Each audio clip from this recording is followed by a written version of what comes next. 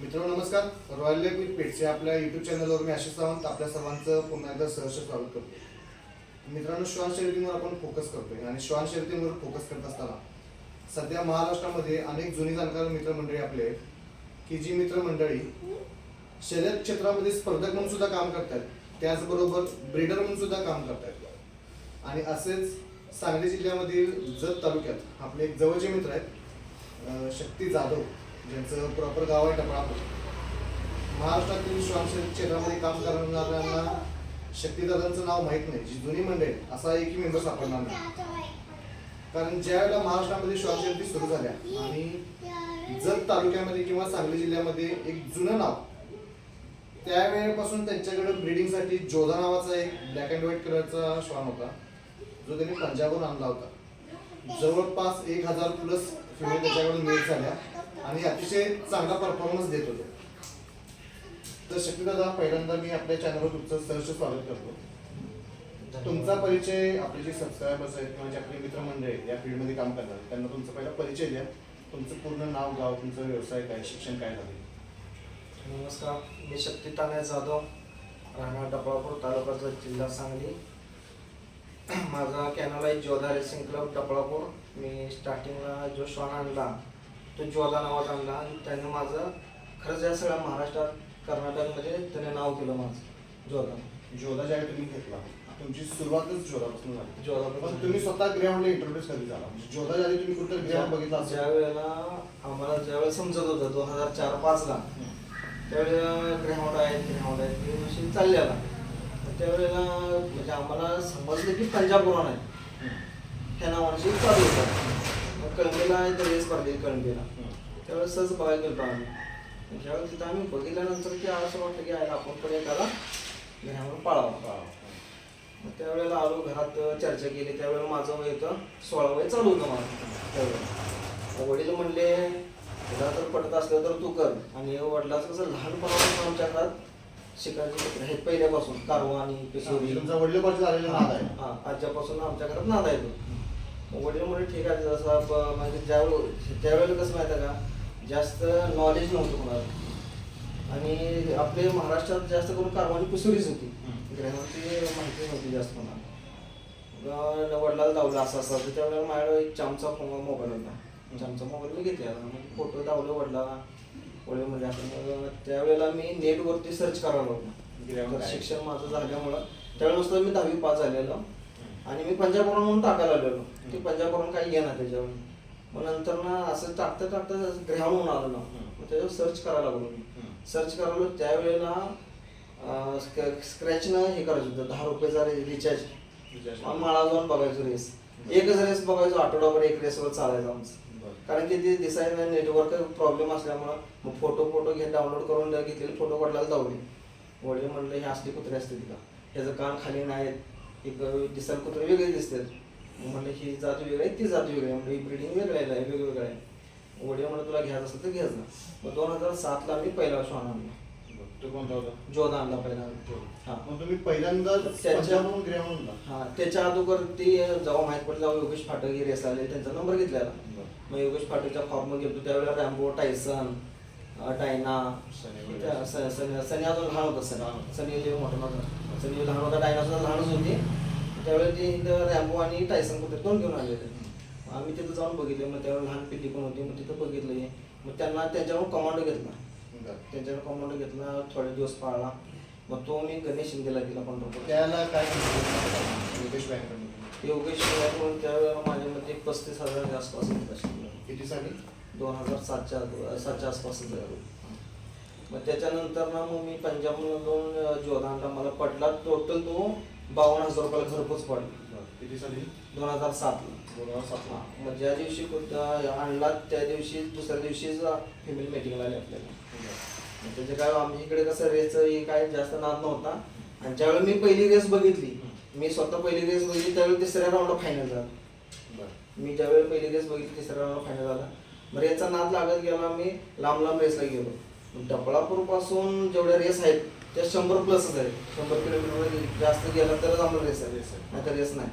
मग त्यावेळेला घरात पण मी एकटा, त्या रेसचं काय माध्यम नव्हतं. मग ज्या वेळेला पहिला मी जोधा आणला, आणल्यानंतर मी जास्त करून मीटिंगवर तुम्ही ज्यावेळेला पहिल्यांदा शोधा आणला हं. पण तुम्ही डायरेक्ट पंजाबवरून म्हणताय तुम्ही शॉन घेतला मग त्यावेळेला पंजाबवरून तुम्ही खरेदी कशी केली त्यावेळेला तुम्हाला तू सुचवला कोण मालक त्याला कोणाचा अंदाज काय आणि कसा व्यवहार वगैरे केला होता त्यावेळेला मी ज्या वेळेला जोधा घेतला त्यावेळेला ठिकाणची जे पिंटो सावंत आम्ही दोघं गेलेलो ट्रेनिंग गेलेलो त्यावेळेला तिकीट होती बघा 400 रुपये तिकीट होती 400 रुपयामध्ये आम्ही दोघं गेलो पंजाबमध्ये लुधियानाला उतरलो इकडे तिकडे फिरलो मग मी कमीत कमी त्यावेळेला 100 प्लस श्वान बघितले असते पप्पाची एक आठ होती की ग्रहण जास्त करून चपट्या पाहिजे होती म्हणजे तिकडच्या मातीचा आपल्या मध्ये फरक आहे कारवांसारखं मला खडावा पाहिजे ज्यावेळी वडील मग त्या भीतीनं वडील आमचं कसं आर्मीत होतं आणि स्ट्रिक्ट होतं आणि लहानपणापासून आम्हाला जरा वडिला जळपण जास्त होतं त्यामुळे वडिलाच्या भीतीपोटी मी आहे ना जेवढा खडावा उतरायला जास्त दिसतोय तो श्वान मी बघायला लागलो श्वान वर जास्त बघायचं नाही श्वान पायाकडे बघायचं पहिला पाय चेक करायचं आणि मग काय शिकू वरचा बघायचं मग त्यावेळेला मी 100 प्लस बघितलेली मी श्वान ज्यावेळेला मी जोधा सिलेक्ट केलो त्यावेळेला मला पिंटू सावंत सुद्धा म्हणले की तू कुत्रा चुकीचा घेतलाय आणि हे कुत्रा घेऊन काय करणार कारण तो कुत्रा सांभाळला होता कुत्रा चावरा होता त्या मालकाने पण आम्हाला सांगितलं नव्हतं कुत्रा चावतो म्हणून मग मी जर सगळं चेक केलं तर कुत्रा मला काय चावला नाही मग जेव्हा खडावा बिडावा बघितला जोधाची कसं लहान असताना शेफ्टी कट झालेली मग ती म्हणला मला एवढी चांगले जावले तो हे कसं काय घेतला मी म्हणलं आमच्या पप्पाच्या मुळे घेतलं म्हणलं आणि जर दुसरा जर कुत्रा घेतला मला घरात घेणार नाही कारण वय पण आपलं जास्त नव्हतं 16 वर्षाचं होतो मी मग त्यावेळेला मग कुत्रा घेऊन आलो लय जणांनी मग नावं ठेवली बाबा हे कुत्रा म्हणजे खराब होता कारण आणताना कुत्रा कसं झालं 8 दिवस म्हणजे स्टेशनवर थांबल्यामुळं प्रवासामुळे कुत्रा विकनेसवर आल्यामुळे इथं आल्यानंतर ना इथं 3-4 दिवसाचा प्रवास आहे पण मला तिथं ट्रेन भेटली नाही 2 दिवस मला कसं वेटिंगवर थांबायला 2-3 दिवस मग त्यामुळे कुत्रा खराब झाला फक्त मी दूधच पाजत होतो कुत्रा सोडून जाता येत नव्हतं काय नव्हतं स्टेशनवर आल्यानंतर ना इथं वडील म्हणले फक्त की कुत्रा चांगला आणला 1 नंबर आहे कुत्रा तुझं नाव करेल मग त्या कुत्र्याला खरं अक्षरशः खरंच नाव केलं असतं सुरुवातीला आणला जसं तुम्ही म्हणला की आणल्यानंतर दुसऱ्या दिवशी स्टडसाठी केली तुम्ही नाही म्हणता बरोबर आहे मग त्याला तुम्ही पुन्हा कधी स्टड सर्व्हिस सुरू केली आणि त्यावेळेच्या स्टड सर्व्हिसमध्ये आणि आता ब्रिडिंगच्या पर्पजनं बऱ्यापैकी मित्रमंडळी आपले श्वानप्रेमी इम्पोर्टची न ठेवायला लागली त्यावेळेला आणि आत्ता कसं कॉम्पिटिशन सुरू आहे या फील्डमध्ये ज्या वेळेला बघा श्वान आणला मी जोधा ज्या वेळेला आणला त्यावेळेला एक फिमेल मी नाही म्हणून सांगितलं पण तिने आग्रह केला आम्हाला मीटिंग करून द्या मग फिमेल आपण आणल्या कुत्रा आणल्यानंतर 4थ्या दिवशी मीटिंग केली आपण आणल्यानंतर 4थ्या दिवशी मीटिंग केली पण तिथून आपलं ज्या चालू झालं प्रचार झाला आणि कर्नाटक खाद्यत असल्यामुळं मी माझ्यापासून कर्नाटक खाद्य फक्त 3 किलोमीटरवरती तिथून कर्नाटक गाव चालू केलं पहिलं गाव 10 किलोमीटरवरती मग कर्नाटकवाल्यांना काळा पांढरा कलर पसंत होता आणि आमच्या भागात पण इकडे काळा पांढरा पसंत जास्त लाईक करते आणि त्यावेळेस तो कुत्रा कसा डोक्यात लहान होता आपले बस कारवान आणि पिसडी लहान पाहिजे होते तो कुत्रा हां आणि मी ती बघूनच आणलेला की बाबा डोक्यात लहान असावा हे असावा ग्रहावर मी पण बघितलेली होती डोक्यात मोठी होती आपली 10 मग मी जरा बघून बारक्याने बघून जरा डोक्यात लहान कुत्रा आणलेलाच होता मग जास्त प्रमाण वाढलं माणसाचं मीटिंगला आणि कर्नाटकवाल्यांचा काळा पांढरा पॅच असल्यामुळे प्रमाण कर्नाटकचं जास्त होतं मग त्यावेळेस पहिल्या स्टार्टिंगला तुम्हाला सांगतो मला 3,500 रुपये फी दिलेली 8-3.5 नको म्हणून मी 500 माघार दिला त्यापासून कुत्रा मरेपर्यंत मी 3,000 रुपये मीटिंग फी ठेवली आता सध्या आपण बघतोय की आता तुम्ही त्यावेळेला बरोबर जोधा आणला तुम्हाला त्यातलं नॉलेज पण नसेल मीटिंगचं हां तरी पण तुम्हाला श्वान चांगला लागला म्हणजे त्यावेळेला जुन्या ब्लड लाईनचे श्वान होते त्यावेळेला जास्त आपण काय म्हणतोय सप्लिमेंट वगैरे श्वानांना वापरणं जे आता आपण सध्या बघतोय की परफॉर्मन्स चांगला करण्यासाठी श्वानांना बऱ्यापैकी ओव्हर सप्लिमेंट दिलं जातं मग ते कॅल्शियम मल्टीव्हिटॅमिन असू दे किंवा स्वयंघोषित डॉक्टर जे म्हणतोय आपण त्यावेळेला ते फार कमी होते आणि त्यावेळेला इतक्या ईर्षेने रेस माणसं खेळत नव्हती फक्त एक छंद या हिशोबानं बघत होते आता सध्याच्या कंडिशनला एखादा इम्पोर्ट श्वान जर घ्यायचा असेल तर काय बघून श्वान घेतला पाहिजे कारण सध्या आपण बघतोय इम्पोर्टचा श्वान बऱ्यापैकी सुरुवातीला महाराष्ट्रात आल्यानंतर 2-3 महिने स्टडसाठी परफॉर्मन्स देत पाहिजे तसं त्यानंतर त्याची शारीरिक व्याधी पण भरपूर निघतात आत्ता जरी सुरुवात जरी झाला रुटीनला जरी लागला तरी हळूहळू शारीरिक व्याधी इम्पोर्टशनांना बऱ्यापैकी लागतात पण सध्या जर एखाद्याला या फील्डमध्ये उतरायचं आहे बऱ्यापैकी आपण मित्रांमध्ये बघितलं की इम्पोर्ट श्वान बघितला मीटिंगला आल्यानंतर त्याची फिटनेस म्हणा त्याची शरीरयष्टी बघून अनेक जण असं म्हणतात की मी पैसे लावणार नाही इम्पोर्ट श्वान एखाद्या घेणार मीटिंगसाठी पण पुन्हा डाऊन पोचतोय थोडं ह्याला एक जणांना सक्सेस मिळत असतं पण मी काय म्हणतोय आज सध्याच्या कंडिशनला जर एखाद्याला घ्यायचं असेल इम्पोर्ट श्वान तर काय बघून त्यानं पंजाबमधून श्वान आणायला पाहिजे, कारण सध्या डायरेक्ट इम्पोर्ट करणं तर महाराष्ट्रात शक्य अजून पण झालेलं नाही आहे. मध्ये आपली एक मित्र प्रसाद दादा त्यांनी मला वाटतं स्वतः एक इम्पोर्ट श्वान काहीतरी घेतला होता स्वतः, पण त्यानंतर महाराष्ट्रात स्वतः इम्पोर्ट करणारे बरेच मेंबर अजून काय कोण तयार झाले नाही. त्यांनी पंजाबमधून आणल्यानंतर सेकंड ओनर आपल्याकडे महाराष्ट्रात तयार झाले. तर एखाद्याला इम्पोर्टचा श्वान जर घ्यायचा असेल तर काय बघून त्याने खरेदी केला पाहिजे, की जेणेकरून मी काय म्हणतोय घातलेले पैसे नाही निघाले तरी चालतील, पण किमान श्वानानं स्वतःचं पुस्तक काढावं. तर काय बघून घ्यायला पाहिजे? असे जर इम्पोर्ट श्वान घ्या किंवा तुम्ही इंडियन श्वान घ्या. तुम्ही आता इम्पोर्ट घ्यायला गेला तर पंजाबवाले ज्यांना माहीत आहेत, जे महाराष्ट्रात कुत्रे घेतात त्यांना सहज बोलायला गेलं तर 5 लाख 4 लाखाच्या खाली कोण सांगत नाही. पहिलं मेन पॉईंट. मग तुम्ही पैसे वेस्ट करू नका, ह्या बाबतीत माझं सजेशन आहे. कारण का माहिती आहे का, तिथं पहिले पिल्ले झालेलं मेल बघा, तो कुत्रा किती पळाला हे बघा. जास्त कुत्रा पळाला, मी आजपर्यंत इम्पोर्ट श्वान घेतले, इम्पोर्ट मी जास्त पळायला श्वान घेतला नाही. तिथं पिल्ले झालेला मी श्वान घेतलेला आहे. कारण की काय होतं माहिती आहे का, आजच्या घडीला आहे ना 3-4 लाख रुपये तुम्हाला लावा लागणार कमीत कमी. सगळं जे पुढचा जर माणूस जर पुढला जो जगणार जो आहे त्याला नको असला तर कुत्रा तो तुम्हाला सोसूनच देईल. पण तुम्ही त्याच्या पाठीमागं लागून जर घ्यायला लागला तर तुम्हाला तो लाखाच्या वरच विकणार. तुमचे लाख रुपये तुम्ही, पण त्यावेळेस तुम्ही लाख रुपये ज्यावेळेस जर तुम्ही घालणार त्यावेळेस तुम्ही चेक करा की बाबा त्या कुत्रा किती वेळा मीटिंग झाला, किती फिमेल मीटिंग केला त्याने, किती फिमेल पिल्ली झालेले. हां, तुझं मला सांगत असं 2-3 फिमेल मीटिंग केले आहेत, एका 2 फेरी गेल्या, 2-3 फिमेलचं ऑपरेशन झालेलं आहे. असं झालं तुम्ही चुकून पण कुत्रा तो घेऊन तुम्हाला त्याने दावायला पाहिजे बाबा ह्या मेलचे हे पिल्ले आहेत, ह्या फिमेलला एवढी पिल्ले झाली, त्या फिमेलला एवढी पिल्ले झाली. आणि आजकाल व्हॉट्सअपचा जमान जास्त आहे. पंजाबवालीचा तुम्ही कॉन्टॅक्ट आहे, पंजाबवालीचा ग्रुप आहे, त्यावेळी तुम्हाला कळते की हा कुत्रा ह्या फिमेल मीटिंग झालेला आहे. जे तुम्ही डोक्यात ठेवा, तुम्ही जो कुत्रा घेणार आहे ना तो तुम्ही कुत्रा डोक्यात ठेवा. आणि तो कुत्रा किती वेळा मीटिंग झाला आहे हा ग्रुपवर तुम्ही लक्ष देऊन बघा. कुठल्या फिमेलला झाला आहे, किती फिमेलला मीटिंग झाला, त्याचे पिल्लेचे फोटो पडलेत का हे चेक करा. ज्यावेळी तो विकाय निघतोय तुम्ही त्या कुत्र्यावर लक्ष ठेवा की हा हे कुत्रा पाहिजे. जर तो मालक नाही म्हणला तर तुम्ही 2-3 वेळा विचारा तुम्ही कुत्रा घेणार आहे का. तुम्ही जो कुत्रा तुम्ही दुसरा जो कुत्रा विकाय निघाला तर त्याचं लक्ष द्या की बाबा त्यांनी पिल्ली काढलेत का, पिल्ले झालेत का, हे आपल्याला लक्ष पाहिजे. ह्या गोष्टीत आपण फसता कामा. आता इम्पोर्ट जर महाराष्ट्रात आणला तो काय श्वान पळू शकत नाही, कारण त्या टेम्परेचरमध्ये ह्या टेम्परेचर फरक आहे. रेसवाल्यांना सुद्धा सगळं माहिती आहे, रेसवाले सुद्धा जाते देतात. जानेवारीमध्ये वातावरण काय असतंय आणि आपल्यामधलं पण जानेवारीमध्ये वातावरण काय असतंय, हे जमीन आसमानाचा फरक आहे. भौगोलिक परिस्थिती तिकडची वेगळी, आपल्याकडची वेगळी, लई फरक आहे. कारण आपल्यात बघा तुम्हाला सांगतो त्यावेळेला 27-28 टेम्परेचर असतं, तेव्हा त्यांचं 10 टेम्परेचर असतं, धुक्याचं प्रमाण जास्त असतं. तो सहजासहजी तिथला इम्पोर्टचा कुत्रा महाराष्ट्रात पळू शकत नाही आणि इथं महाराष्ट्रात तो सिद्ध करू शकत नाही की मी पळेल जास्त. हां, कवचित 1 तास पळाल तर पळा 1 तास, पण तो जास्त लॉंग टाइम चालू शकत नाही. 2-3 वर्ष चालणार नाही किंवा 2, कारण येताना कुत्रा 2 वर्ष झालेला असतो इंडियामध्ये, तिथून तिने 1 वर्ष 2 वर्ष चेक केलेलं असतं तुमच्यामध्ये, मग आपल्याला भेटलं. हां, बाय चान्स 1 तास पळाला तर पळा. मग ज्यावेळेला आपल्याला घ्यायचं आपण मीटिंगच्या नुसारच घेत असतो कुत्रा का बाबा ह्याची पिल्ली ब्रिडिंग करावं, ह्याची पिल्ली व्हावी, पुढं आपलं नाव व्हावं, ह्या उद्देशाने घेत असतो. माझं सांगणं हे आहे की बाबा तुम्ही पहिल्यांदा चेक करताना की बाबा त्याची पिल्ले झालेत का हे बघूनच चेक करा आणि हे बघूनच कुत्रा घ्या तुम्ही. आता समजा एखादा श्वान घेतलाय, मी काय म्हणतोय 1-2 लाखाचा काय असेल ते श्वान घेतला, म्हणजे खरं तुमचं मत सांगायला की पैसे कव्हर होतात का? कव्हर होते, 100% कव्हर होतात. जर समजा एखाद्या आपल्या नवीन एखाद्या माणसाला बिझनेसमध्ये पडायचं की बाबा मला दोन्ही करायचं आहे, समजा त्याला आवड म्हणून पण करायचं आहे किंवा त्याला पळवायचं पण आहे आणि त्याला ब्रीडिंग सुद्धा करायचं आहे, तर त्यानं किती श्वानांपासून सुरुवात करायला पाहिजे किंवा कोणते श्वान ठेवायला पाहिजे? मादी ठेवणं कधी पण फायद्याचं राहील काय न ठेवणं फायद्याचं राहील? हे तुम्ही आता दोन्ही धोरणावर करू शकत नाही. दोन्ही धोरणावर जर करायचं असलं किंवा रेस आणि ब्रीडिंग करायचं असलं तर तुमच्या घरात जेलचं प्रमाण 1-2-3 तर पाहिजे. रेसवर दोघं जर गेलं तर घरात एकटा तर घरात पाहिजे.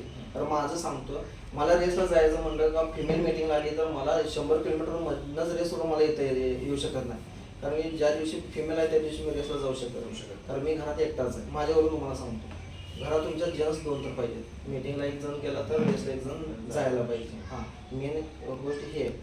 तर तुम्ही रेसला दिवसभर सकाळी गेला तर तुम्ही संध्याकाळी 9-10च्या पुढेच येणार. माझं 100 किलोमीटर जास्त, कुठलीही रेसला मी गेलो आजपर्यंत बघायला जर गेलो असलो तरी मला 11 वाजता घरी यावं. हां, कारण की रेस फायनल आपला 7-7:30 शिवाय होत नाही. मित्रमंडळी आलेले असते, ते बोलणं चालणं चाललेलं असते, त्याला बोलायचं असते. त्यामुळे कमीत कमी तिथून यायचं म्हटलं तर मला 11 वाजता 11 वाजता येऊन मला कुत्र्यांचं जेवण खाणं बघायचं म्हटलं तर मला लोड पडते. नर आणि मादी या विषयात मला सांगा की नर मादी मध्ये काय फायदेशीर होऊ शकते?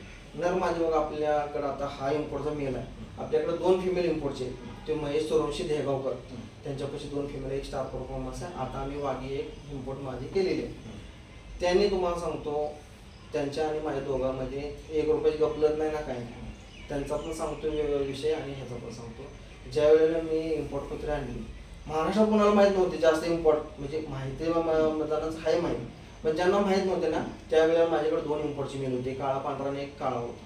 2 इम्पोर्ट. ज्या वेळेला जोधा होता त्यावेळेला मला सुद्धा खोटं वाटायचं की विमानातून कुत्रा येतोय, बाहेर देशातून येतोय, हे मला एक खोटं वाटायचं पहिलं त्यावेळेला 2010-11च्या टायमाला. नंतर समजायला की बाबा इम्पोर्ट कुत्रे होते, इम्पोर्ट बाहेर देशातून येतात. हे पॅडिगिरीचा याचा काही संबंध ना, कोणाला काही कळत नव्हतं पॅडिगिरी ना काय ना.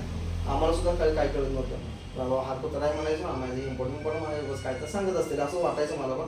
पण नंतर माहिती केलं बाबा खरंच इम्पोर्ट होते कुत्रे बाहेर देशातून, खरंच आणते कुत्रे. हे नंतर समजायला. आता सगळ्यांना माहीत पडले की इम्पोर्ट जे मला इम्पोर्ट पाहिजे.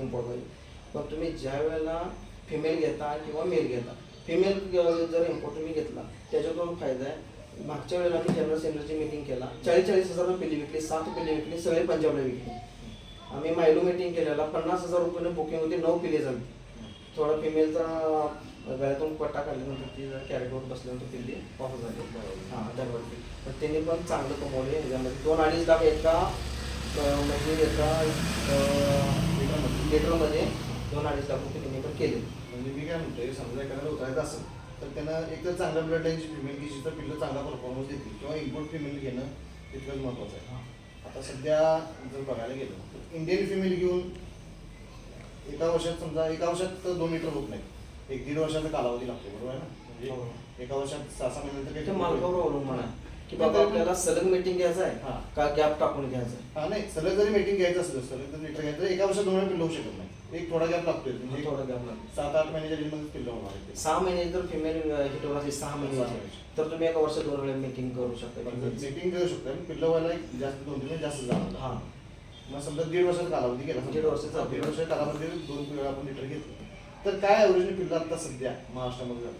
जर चांगली फिमेल असेल, चांगली इंडियन फिमेल, हां तर तुम्हाला सांगतो, म्हणजे महाराष्ट्रवाल्यांना वाईट वाटलं तर वाटवू द्या.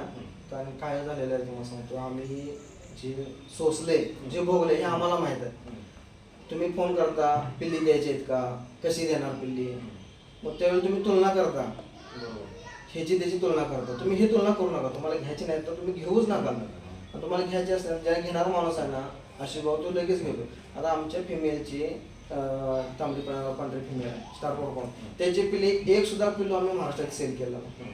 त्याचं पण कारण सांगतो, ती पिल्ली मागते 10,000 कुठं 15,000 पिल्ली माग. मग त्याचं ते आपल्याला ओरिजिन निघत नाही ना. तुम्ही पैसा घातलेला असतो पुढं 2 लाख 2.5 लाख रुपये कुत्र्यासाठी घातलेला असतं घेण्यासाठी, मग तुम्ही त्याचं ते आवरेज निघत नाही.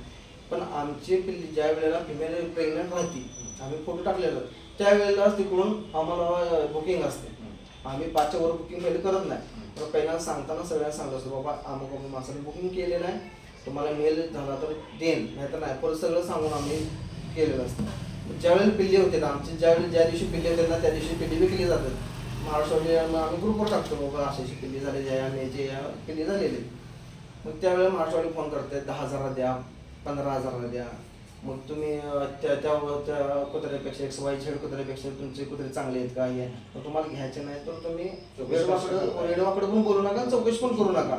तुम्ही म्हणजे त्या कुत्र्याची तुलना ह्या कुत्र्याबरोबर करू नका, किंवा आमच्या कुत्र्याची दुसऱ्याच्या कुत्र्याबरोबर तुलनाच करू नका. मग त्या आम्ही महाराष्ट्रात आजपर्यंत कुत्रे पिल्लो महाराष्ट्रात दिलेलं नाही त्या स्टार परफॉर्मन्सचं इम्पोर्टचं. इंडियन ब्रीडमध्ये जसं कसं आहे, ज्या वेळेला काय पैसे असतात काय नसतात, मग त्या तुलनेनुसार ती पिल्ली दिली पण जातात. 15,000 10,000 पण महाराष्ट्रात दिली पिल्ली.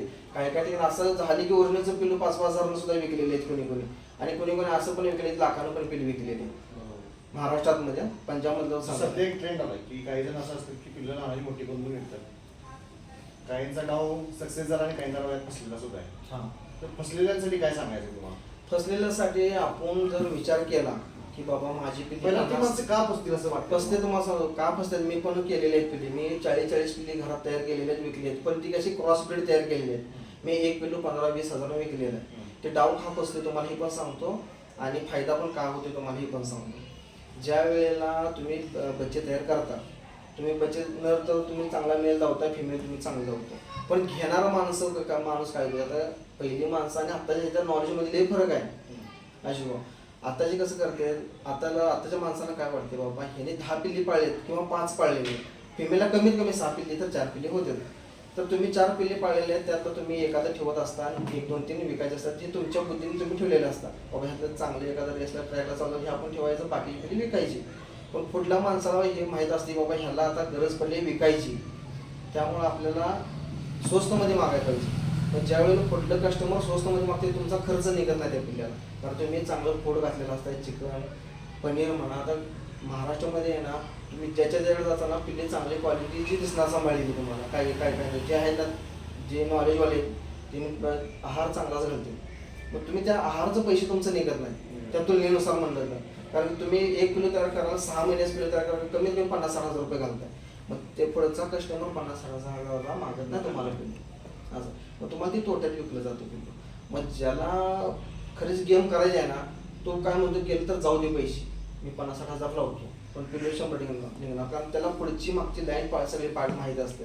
फिमेलची लाईन माहीत असते, मेलची लाईन माहीत असते. मालक पण काय करतो, मेलची लाईन असल्याशिवाय तो पण 4-5 घरात ठेवत नाही असं. आणि ज्या वेळेला तो 4-5 पिल्ले ठेवतो ना, पुढचं त्याचं ध्येयच असते, आणि ठेवणारा पण माणूस सहजासहजी विकत नाही असं. आणि विकायचं झालं तर एखादाच कस्टमर असतो की जास्त पैसे लावून घेतो, आणि 99% कस्टमर जे स्वस्तमध्ये मागत असतो असं आहे स्वतः. तर दादा आता तुम्ही एक शेतात किलोशी काम करताय, इम्पोर्टचे श्वान आणताय, रिसोर्स सुद्धा काही वेळा तुम्ही पार्टिसिपेट करताय, पिकवताय, त्यानंतर ब्रिडिंगचे श्वान तुमच्याकडे आहेत, इम्पोर्टचे श्वान आहेत, बरोबर आहे. जर आपण असं मगाशी जसं म्हणालो की काहींना इम्पोर्ट श्वान घ्यायचे, आता आवड निर्माण झाली किंवा ट्रेंड एक आला की मला इम्पोर्ट श्वान घ्यायचं आहे, मीटिंग करायचं आहे, भरपूर पैसा मिळवायचा, अशी मित्र मंडळी पण बघितलं. काही जुनी सरकार मंडळी सुद्धा त्या फील्डमध्ये यायला लागली, स्टडचे श्वान घ्यायचं आणि ब्रिडिंग करायचं. तर या फील्डमध्ये जर सक्सेस व्हायचं असेल तर कोणत्या दृष्टिकोनातून जायला पाहिजे? ह्या फील्डमध्ये जर तुम्हाला पुढे जायचं असेल, टोकाचा निर्णय घ्यायचा असा विचार करायचा असला टोकाचा, तर त्यावेळेला आपण पहिल्यांदा ब्रिडिंगचा मेल चांगला भेटतो का तो पहिला मेन ज्यावेळेला तो तुम्ही घरी घेऊन यायचा आला, त्यावेळेला मेन पॉईंट आहे तुमचा डाएट काय चालवायला बघा. डाएट जे तुम्ही जे आहार घालताय तो, आता काही जण सांगतात मी हे घालतोय, मी चिकन घालतोय, मटन घालतोय, कोण म्हणतो मी बीफ घालतोय, कोण म्हणतो दूध घालतोय. तुम्ही डाएट आहे ना, त्या ज्या कुत्र्याला जो आहार कंटिन्यू चांगला होतोय सूट होतो तो तुम्ही घाला. तुम्ही वातावरण बघून पण घालून, आता ते म्हणते गरमी आली तर तुम्ही चिकन बंद करायचे. आता माझ्या गावात 43 टेम्परेचर झाले, 43, तरी माझं चिकन चालू. हां, तुम्ही डाएट लोकांचा विचार करून तुम्ही डाएट घालणार. तुमच्या कुत्र्याला जो डाएट सूट होतोय त्यात तो डाएट आता ब्रिडिंगचा जो नर आहे, बरोबर, त्याची फिटनेस चांगली असेल, त्याची स्पर्मची क्वालिटी जर चांगली असेल तर ब्रिडिंगसाठी तुम्ही त्यात फायदेशीर आहात, बरोबर आहे. मग त्यासाठी मी काय म्हणते, क्वांटिटी जरी कमी असली तरी चालेल फिमेलची, पण जी प्रोड्यूस करण्याची पिल्लं आहे ती पिल्लं हेल्दी झाली पाहिजे. फिमेल फेल जायचं प्रमाण नराकडं हे पण कमी पाहिजे, तर तुम्ही या धंद्यात सक्सेस तुम्हाला मिळू शकते, किंवा घातलेला खर्च तर तुमचा निघू शकतोय. कारण जर समजा तुम्ही घातलेला खर्च निघत नसेल तर त्याला आपण बिझनेस म्हणू शकत नाही, बरोबर आहे. तर त्यासाठी तुम्ही काय प्रयत्न करताय? आता आपण माझं श्वान बघा, मी सकाळी 5:30ला उठतो. 5:30ला उठल्यानंतर ह्याला मी कमी करून 2-3 किलोमीटर सकाळी घेऊन येतो, कमीत कमी 2-3 किलोमीटर एक्सरसाइज जे सकाळचं घेऊन येतो.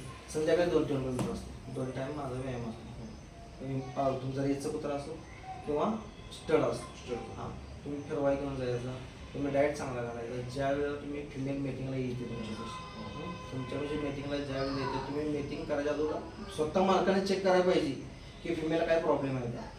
तुम्ही फिमेलला प्रॉब्लेम असेल तुम्ही पैशाकडे बघू नका. माझ्याकडे असं लय वेळा आलेले आहेत फिमेल अशा प्रॉब्लेम असलेल्या, ट्युमर असलेले फिमेल. आपण जे तुम्ही 5-10 हजारचा विचार जर केला त्यावेळेला तर तुमचा कुत्रा आयुष्याचा बाद होणार. तुम्ही तो 5-10 हजारचा विचार करू नका, तुम्ही स्वतःहून चेक करणं मालकाचं काम आहे. चेक पहिली करा फिमेल चेक केल्यानंतर कुत्र्याला मीटिंग झाल्यानंतर कुत्र्याची साफसफाई व्यवस्थित तुम्ही ठेवा. व्यवस्थित ठेवल्यानंतर लगेच तुम्हाला दुसरा जर फोन असला की माझी बाबा फिमेल मीटिंग करायची, तर तुम्ही ती फिमेल सरळ नाकारते. कमीत कमी 2 दिवसाचा त्याला गॅप पाहिजे.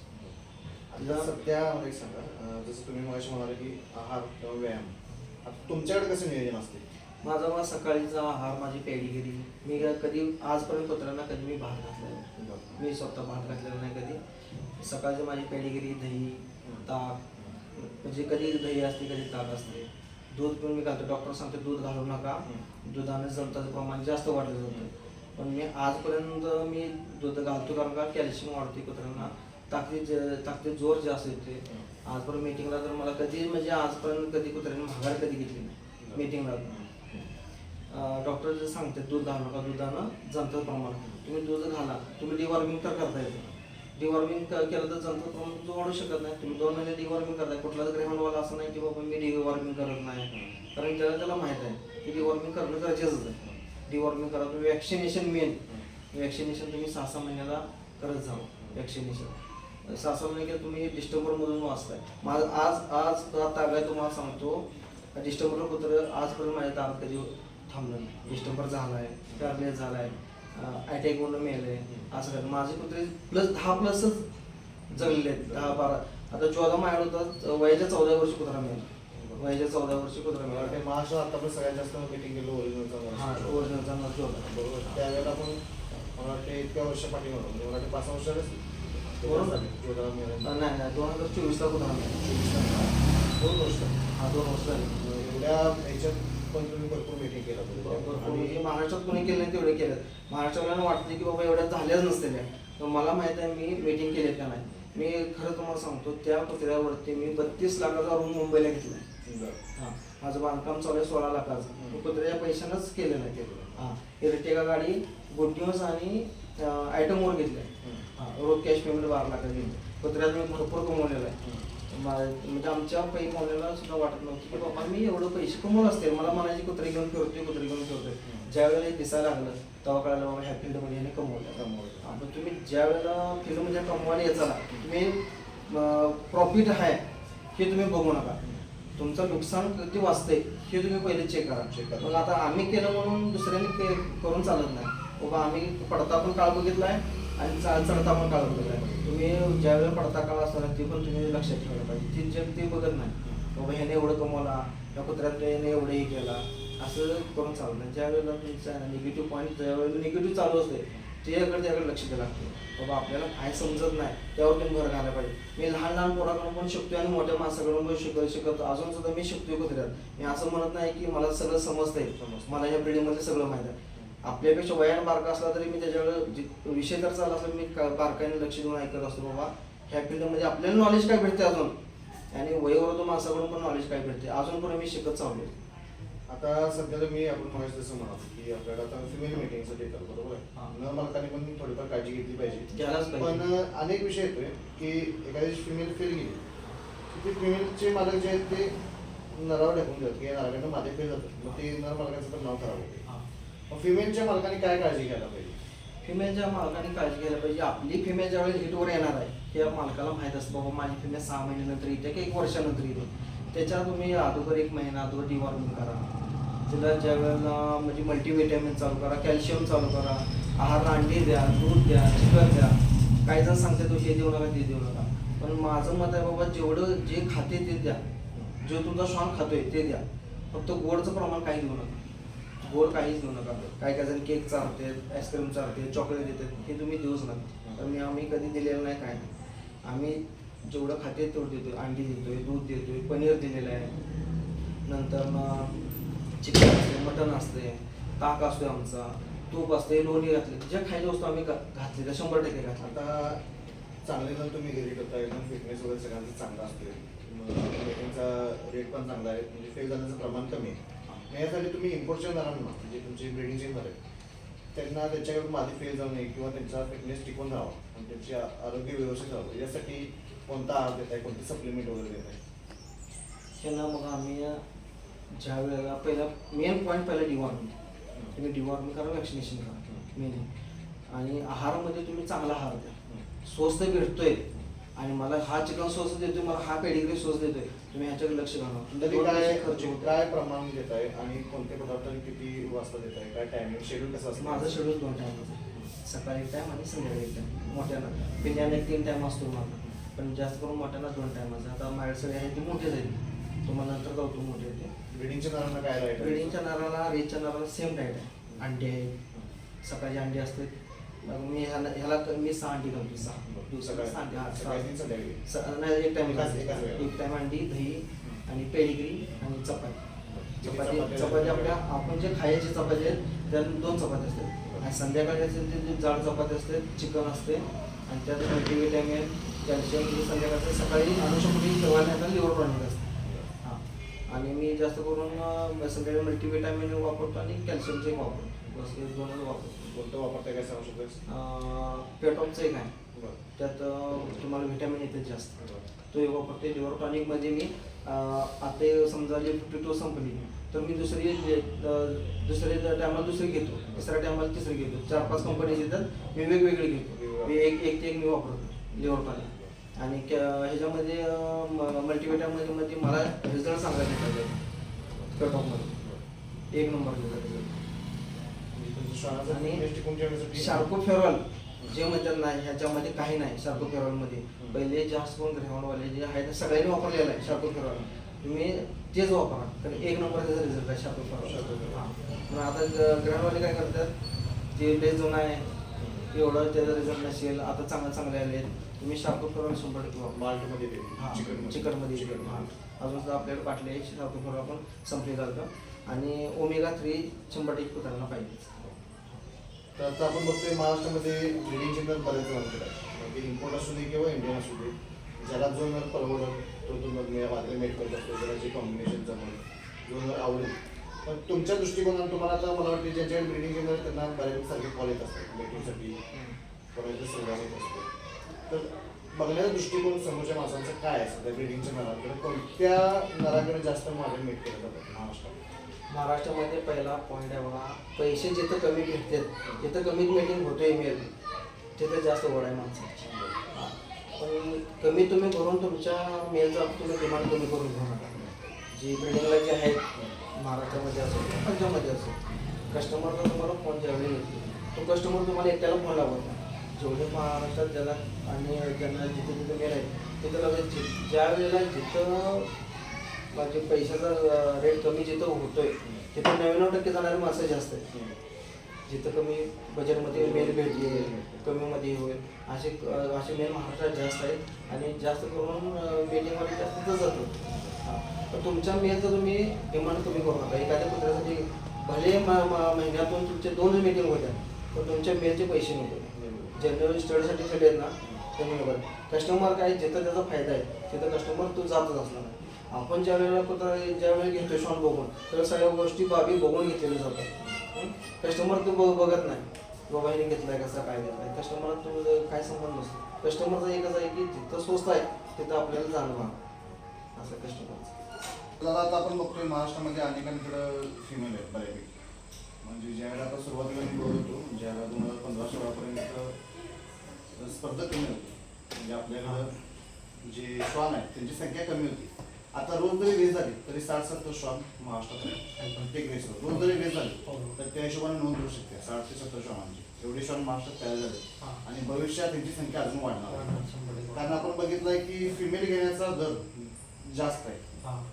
उद्या भविष्यात आपल्याकडे पळवणं नाही झालं तर किमान ब्रीडिंग करून केलेला खर्च कमी घेते. या हिशोबानं ब्रीडिंग करायच्या हिशोबानं बऱ्यापैकी मुलं मित्रमंडळी किंवा जुनी जाणकार मित्रमंडळी आहेत ती लहान मालिकेतून घ्यायची प्रयत्न करतात.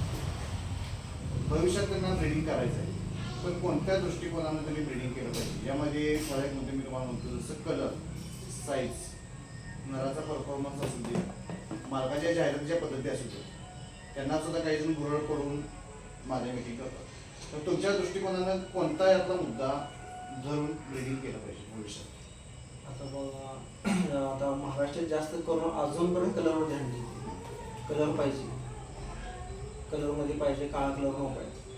माझं हे दृष्टिकोन आहे जिथं तुमचं कॉम्बिनेशन बसतंय तिथं भले कुत्रा काळ्या कलरचा असो ब्लॅकमध्ये चालतं तुम्हाला कॉम्बिनेशन तुमचं बसायला पाहिजे. तुम्ही कलरकडे जाऊ नका. तांबडा पांढरा आहे, काळा पांढरा आहे, राखाडी पांढरा आहे, राखाडी आहे, वाघा आहे, ह्याच्याकडे तुम्ही जाऊ नका. जिथं तुमचं कॉम्बिनेशन बसते तिथं तर ते कॉम्बिनेशन कुठं बघेल ज्या कुत्र्यांचे पॅडिग्री झालेले आहेत फिमेलच्या, ज्या फिमेल किंवा इम्पॉर्टंट फिमेल आहेत त्यांचं तुम्हाला कॉम्बिनेशन चेक करता येतं टेस्टिमेटिंगवरती.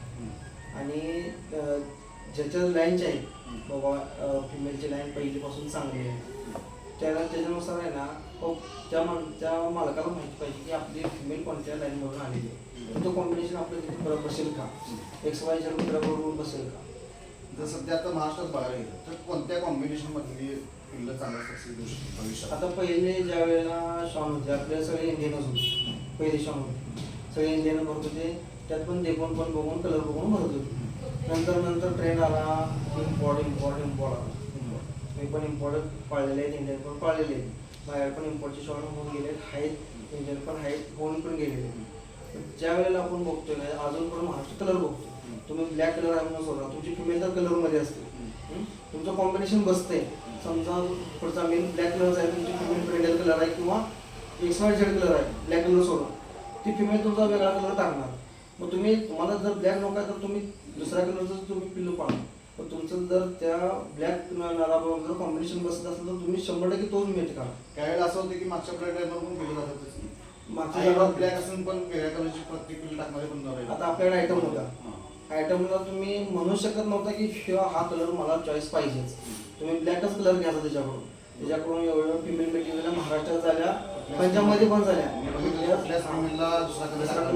ब्लॅकच पडला असा कवचित एखादाच मेल असतो कवचित तो ब्लॅक कलर लागला कवचित एखादी फिमेल असते. सक्सेस रेट जर बघायला गेलं तर ब्लॅक पिल्लांना किंवा ब्लॅक सक्सेस रेट पण चांगला आहे. सक्सेस आणि रेसला महाराष्ट्रात बघा बाहेर देशात बघा पंजाबमध्ये बघा ब्लॅक कलरचे कुत्रे कमीत कमी 10 नंबरमध्ये 4-5 कलरचं ब्लॅक असते.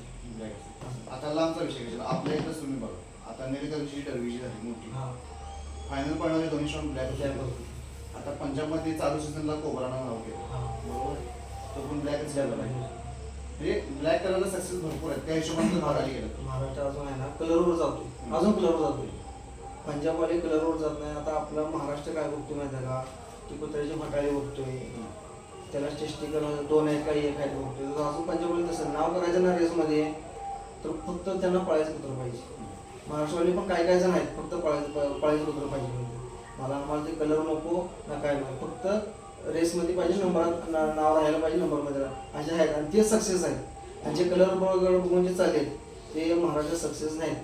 काय साईजची किंवा काय वजनाचे श्वान महाराष्ट्रात पोहू शकतात नर मादी ॲव्हरेज सांगा. महाराष्ट्रात तुम्हाला सांगू का तुम्ही आता ज्या वेळेला आता ह्याचे आयरिश लाईन कोर्सिंगची मीटिंग आता जास्त चालू आहे कोर्सिंग चालू आहे माझ्याकडे सुद्धा आता कोर्सिंगचं मेल आहे पहिले येत होते आयलाईन रोज येत होती त्याची साईज मिडियम साईज असायची महाराष्ट्रानुसार चालायची ह्याची आता साईज आहे मोठी महाराष्ट्रामध्ये जर पळायचं म्हणलं का 30-32 कवर पळावं लागेल पण ह्यांना हाईटच्या मानानं बॉडी कमी व्हायला लागली एरियासमध्ये नाही पण माझे जे बारकाव आहे मी ते सांगू नका ज्या वेळेला आता ह्या प्लेस आता माझा 9 महिन्याच पिल्ला आहे माझ्या स्टडी जेवढं आहे हाईटचं तेवढं आहे पण त्याला आता अजून जर त्याची हाईट वाढली आणि मी जर म्हणलं ह्याला 30 मध्ये पळवावं किंवा 28ला पळवावं तर त्या कुत्र्याच्या हाईटच्या मानाने त्याचं वजन नाही ना मग त्याला वजनाच्या म्हणलं तर त्याला अशक्तपणा येणार तो तुम्हाला त्याचा परफॉर्मन्स देणार अशा गोष्टी म्हणजे महाराष्ट्रामध्ये म्हणलं तर आहे ना टेम्परेचरचं प्रमाण बघून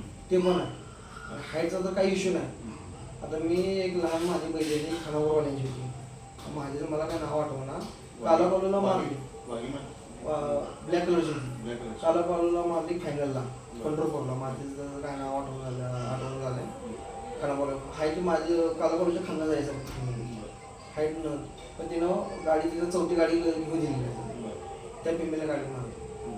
हाईटचा काही इश्यू नाही तुमच्या प्रॅक्टिस देण्यावर आणि तुमच्याकडे काही ज्ञान आहे त्याच्यावर तुमचं कुठं तुम्ही ब्लड लाईन टॉपची जर ब्लड लाईन आणला तुम्ही दारात उभा केला नाही तर व्यायाम देणार नाही ती कशी पाहणार असा विषय. आता आपण बघतोय सध्या सगळेजण म्हणतात पेडिग्री बघा पेडिग्री चेक करा वंशावळ जी म्हणतोय आपण ती चेक करा तरी वंशावळ नेमकी कशा पद्धतीने बघितलं जाते काय बघून मीटिंग करायला पाहिजे.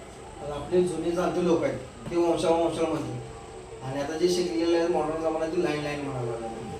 आता वंशावळ हे जुन्या पद्धतीने बघितलं जातं म्हणजे वंशावळीची लाईन काय होते मागची काय लाईन पळाली लाईन पळाली ही आपली पहिल्या जुन्या पिढीनुसार. आता ह्याच्यामध्ये काय बघायचं आहे जे आता काय जण आहेत महाराष्ट्रामध्ये की ही लाईन चांगली नाही ती लाईन चांगली नाही तुम्ही ह्या लाईनचा मेल भरा तुम्ही त्या लाईनचा मेल भरा ती लाईन चांगली पण त्यांना हे सांगणं गरजेचं आहे की बाबा ज्या पॅडीवर जेवढे नाव आहेत ते सगळे टॉपचे आहेत त्यांनी त्यांचं काम सिद्ध केलेलं आहे आणि टॉपला आले म्हणून ते पॅडी झालेले आहे ते ते जर पळाले नसते त्याचा परफॉर्मन्स चांगला नसता तर ते पॅडीला आलेले नसते. सगळे जेवढे पॅडी आहेत सगळे टॉपचे आहेत, खालून आईकडून पण आणि पापाकडून पण. फक्त आपल्याला त्यात कॉम्बिनेशन बघायचं आहे, कॉम्बिनेशन चेक करायचं आहे की बाबा ह्या मेलची आणि माझ्या फिमेलची जर मीटिंग झाली ह्याची लाईन पुढं पडेल का. त्याची जर पिल्ले केला तर ती चांगल्या माणसाकडे जाणं गरजेचं आहे. चांगले जे पळवणारे आहेत जे पळवतील त्यांच्याकडे जाणं गरजेचं आहे. तुम्ही कोणाला पण देऊन हे करून तुमचे जे तुझा परफॉर्मन्स पण येणार नाही आणि फिमेलचा पण येणार नाही. तर महाराज सगळे म्हणले की बाबा ह्याला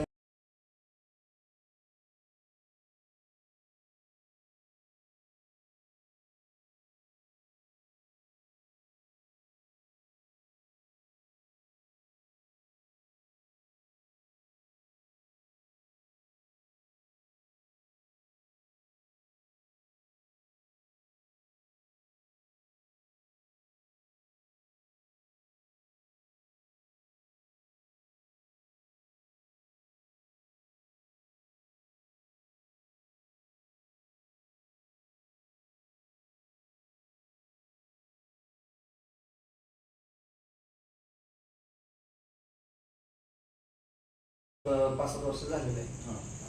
ह्या भागात होता आम्हाला मेन पॉईंट आहे बघा, सगळ्या रेस लांब आहेत, लांब अंतर होते. त्यामुळं जाणं येणं खर्ची काम आहे आम्हाला. हां, आणि जे म्हणजे ह्या क्षेत्रात आहे ना माणूस प्रेरी पाहिजे. त्या पाठीमाग काम नाही पाहिजे ना, शिक्षण नाही पाहिजे ना, असा माणूस रेस करू शकतो. सगळं कोण म्हटलं का त्या कुत्र्यांना तुम्हाला वेळ द्यायची होती. सगळ्यात प्रॅक्टिस पाहिजे, संध्याकाळी प्रॅक्टिस पाहिजे, त्या पाठीमाग सतत जाणं पाहिजे. तेव्हा तुम्ही रेसमध्ये तुम्ही सिद्ध करू शकता. कामाचा माणूस ह्यात सिद्ध करू शकत नाही. हां, बरोबर आहे. जर समजा सारखं जर म्हणत असलं तर मग निगेटिव्ह माइंडसेटच पुन्हा बाहेर पडते. आणि आमच्या भागात झाले काय माहिती आहे का, इकडे ओरिजिनलचं प्रमाण कमी आहे, इकडे क्रॉस ब्रीड जास्त आहे. क्रॉस ब्रीड म्हणजे आता ह्यात सांगण्यासारख्या गोष्टी नाही. ह्याच्यामध्ये ते क्रॉस ब्रीड दुसऱ्यासाठी वापरलं जातात, त्याचा शौक जास्त आहे आमच्या भागामध्ये. त्या क्रॉस ब्रीडमध्ये लाखापर्यंत कुत्रे विकलेत आमच्या भागामध्ये, लाखात विकलेले आहेत कुत्रे. मग इकडे क्रेज त्याचे जास्त आहेत. हां, म्हणजे सर तुम्ही क्रॉस ब्रीड करते, त्यांचा शौक त्यांच्या पद्धतीने त्यांनी शौक त्यांचा पूर्ण करते ते त्यांच्या माध्यमातून त्यांनी विक्री पण होते आणि त्यांच्या माध्यमातून त्यांचं नाव आहे. आता आमचं पण त्या माध्यमातून आमचं नाव होत गेलं. आम्ही आता ट्रेनिंगमध्ये पण आम्ही पण त्या गोष्टी करत होतो पहिले. क्रॉस ब्रीड ह्याच्यामध्ये कसं माहिती आहे, इकडं क्रॉसचं प्रमाण जास्त. आमच्या गावात कमीत कमी 100 ते 150 कुत्रे क्रॉसचे असते आमच्या गावामध्ये प्रॉपर. ट्रॅक्स रेससाठी आता आपण सध्या बघतो की ओरिजिनल जास्त महत्व आहे. आणि कॉम्पिटिशन किती काय आता सध्या आपण सांगू शकत नाही की मॅच पहिला नंबर करेल. इम्पोर्टचा श्वान जर एखादा नाम पळवायचं म्हटला किंवा पंजाबमध्ये पहिला नंबर करतोय म्हणून तो जर इथं पळवायचा म्हटला किंवा महाराष्ट्रात आज पहिला नंबर केला मी उद्या पहिला नंबर करेन, या गोष्टी सध्या सक्सेस कितीपर्यंत जाईल नाही सांगू शकत नाही. आजच्या टायमाला कोणी सांगू शकत नाही की माझा मेल किंवा फिमेल मी कायम कंटिन्यू नंबर ठेवणार. कोण असं छोटं ठोकून सांगू शकत नाही. मी रेस बघा सनीने 3 सलग हॅट्रिक मारली. मी रेस बघितली.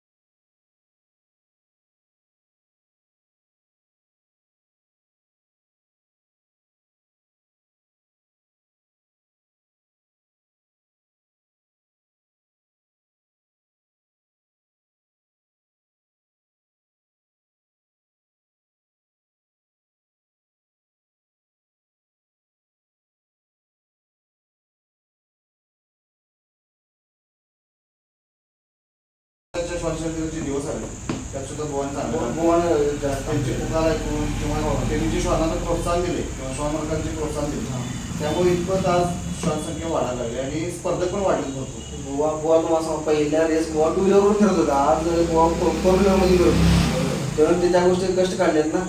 तेवढं गोवा त्यावेळेला जर समजलं असतं की बाबा तेवढ्यासाठी मी का जाऊ 150 किलोमीटर, तर आज गोवा 4 व्हीलरमधून आज पुकार मध्ये आलं नसते. आणि दुसरा विषय आज ह्या श्वान शर्यतीला जे दिवस आले एवढे दिवस आले दिवस ते आता सध्या राहणार असं मला वाटतं. गोवाला आम्ही पण पहिल्यापासून बघत आलो. बरोबर. जेवढे जुने रेसवाले होते ना सगळे आता कोचिंग पोटावर मोजणे इतपतच आहे. ठीक सगळे आहे. जुने सगळे बंद झाले. बाहेर पडले. हा. आता त्यांच्या पर्यायाने त्यांनी कशा माध्यमातून त्यांनी बाहेर पडायचे त्यांना नाही बसणार तेवढं.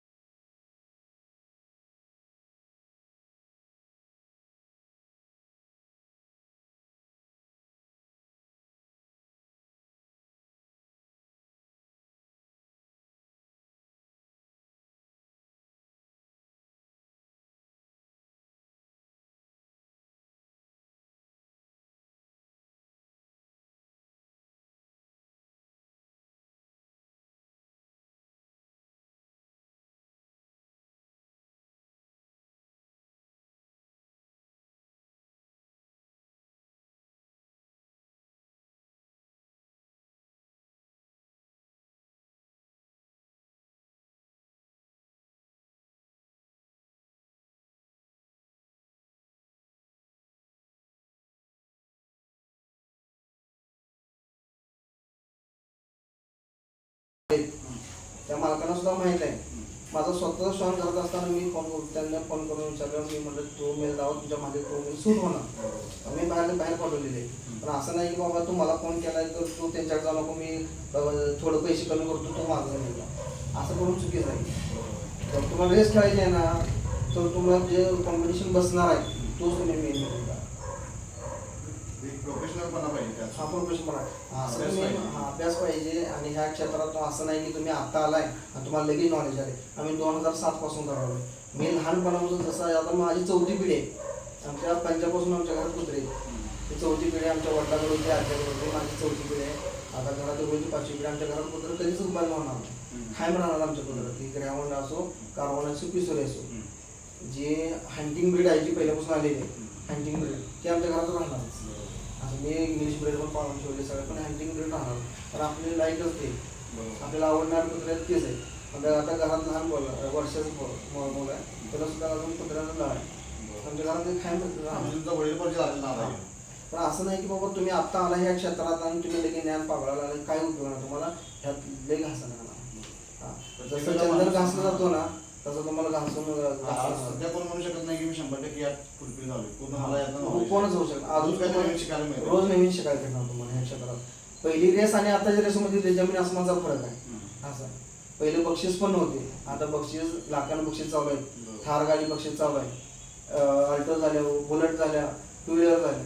पहिले 2000-3000 साठी रेससाठी मैदान भरतो. हां, आता पण ह्यातून बदल. आता ह्याच्या पुढे पण दिवस चांगले येणार देशाला, श्वानला सुद्धा दिवस चांगले येणार आहे. फक्त बच्चे करणारे, मीटिंग करणारे फिमेलवाल्यांनी आपल्या पद्धतीने मीटिंग करावं माझ्या सजेशननुसार. तुम्ही ह्याच्या त्याच्याकडे विचारण्यापेक्षा आहे ना, स्वतःची बुद्धी कुठं चालते त्याच्यानुसार त्याला तुम्ही दुसऱ्या डोक्यानं चालू नका. दुसऱ्या डोक्यानं चालला ना तुम्ही 2 वर्ष पाठीमाग आहे आणि तिथं तुमची गेम संपलेली आहे. तुम्हाला त्यात सक्सेस नाही. झालं नुकसान आपल्या डोक्यानं होऊ द्या, झाला फायदा आपल्या डोक्यानं. हां, आता तुम्ही सध्या काम करताय, फील्डमध्ये काम करताय, तुम्ही इम्पोर्टचे शॉट ठेवले. आता ग्रेव्हन ही वस्तू आपण म्हणतोय की रेससाठी बऱ्यापैकी वापरली जाते. एक 10-20% लोक असतील की लोक आवडून ग्रेव्हन ठेवतात, पण 80-90% लोक जे आहेत की रेससाठी ग्रेव्हन वापरतात. तुम्ही एवढी वर्ष या क्षेत्रात काम करताय, तुमचा एखादा आवडता शॉन या फील्डमधला आणि का? माझा आवडता शॉन 2च आहेत, एक जोधा आणि दुसरा आयटम. आयटमचा पण विषय वेगळा आहे, जोधाचा पण विषय वेगळा. जोधानं मला ह्या क्षेत्रात भरपूर नाव करून दिलं, भरपूर कमवून दिलं. त्याच्या एवढं मला कुठल्या शॉनाने कमवून देणार पण नाही आणि दिला पण नसेल. आणि आयटमचा विषय असा आहे की इम्पोर्ट ज्या वेळेला मी घेतला, ह्याच्या अगोदर माझ्या आयटमच्या अगोदर 4 इम्पोर्ट होऊन गेले, पण त्यावेळेला महाराष्ट्रात क्रेज नव्हता जास्त इम्पोर्टचा. आणि ज्यावेळी मी आयटम घेतला त्यावेळेला असा विषय निघाला की हो कुत्रा डुप्लिकेट आहे, डुप्लिकेट आहे कुत्रा, हा कुत्रा नाही तो कुत्रा वेगळा आहे. पण ज्यावेळेला हा कुत्रा ज्यावेळेला मोगाडर रेस मारली त्यावेळेला मी तिथं होतो, मोगाडर रेस मारला समोर आम्ही पहिल्यांदा. त्यावेळेला वाटलं की बाबा आपल्या वस्तू आपल्या दारात पाहिजे काय, बाबा नाही पळेल म्हणून स्टड म्हणून पाहिजे. पण त्यावेळेला मला समजलं की आयटम हा इम्पोर्टचा आहे बाहेर आलेला कुत्रा. मग त्याच्यानंतर ना मग त्या अतुल पवारने घेतला, महाराष्ट्रामध्ये अतुल पवारने घेतला. हां, मग त्या पद्धतीची पॅडिग्री काय झाली त्या आयटमची, धावताना धावली वेगळी पॅडिग्री होती त्याची. तो पण आयर्लंड रिपोर्ट आलेला होता शॉन, पण धावताना पॅडिग्री वेगळी धावली. मग नंतर विषय निघाला की बाबा हा कुत्रा डुप्लिकेट आहे, डुप्लिकेट आहे, डुप्लिकेट असा विषय निघाला. मग त्यानंतर ना त्यांनी विकाय काढल्यानंतर मला समजलीचा मी त्यावेळेला पंजाबमध्ये इम्पोर्टचा शॉन बघायला आलेलो. आपले मित्र सलमान खान त्यांच्याकडे आपण कॉन्टॅक्ट केलेला, पैसे पण त्यांना पाठवले, 1 लाख रुपये पाठवून ठेवलेले अगोदर. ते म्हणले काय तुम्ही परत आपण तुम्हाला पैसे काढून आपण घेऊ एखादा शॉन चांगला. मग मला आयटम विकाय निघायला माहीत पडले, मग त्यांना कॉन्टॅक्ट केला तर ते म्हणले पैसे तुमचं रिटर्न पाठवतो, शॉन तोच घे. मग मी म्हणलं त्यांना पण मला असा विषय, तुम्ही तो शॉन घ्या, त्याचा विषय काय नाही, तो शॉन ओरिजिनलच आहे. मग त्यावेळेला शॉन घेतला, मला पण फोन ले जाण्याचे आले, शॉन डुप्लिकेट आहे, तुम्ही कसा घेतला, तुम्हाला फसवून दिला. आपण ह्या क्षेत्रात जास्त दिवस काम केलेलं आहे, आपण डुप्लिकेट असो किंवा ओरिजिनल असो आपल्याला त्याचं काही घेणं देणं नव्हतं. आपल्याला फक्त स्टडसाठी ठेवायचा. आणि त्याचा प्रयोग काय होता, त्या टायमाला पिल्ल्यांचं मरण प्रमाण जास्त होते, पिल्ली होत नव्हते असा विषय चाललेला.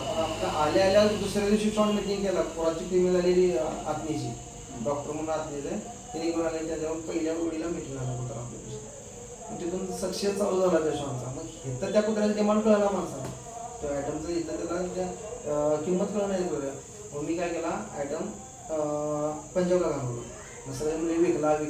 मग आपल्याला माहीत आपण विकला का नाही विकला हे आपल्याला माहीत आहे. मग त्यावेळेस तिथे बच्चे झाले. पहिली सगळ्यात मोठी रेस डॉलरनं मारली, बुलोर गाडी बक्षीस.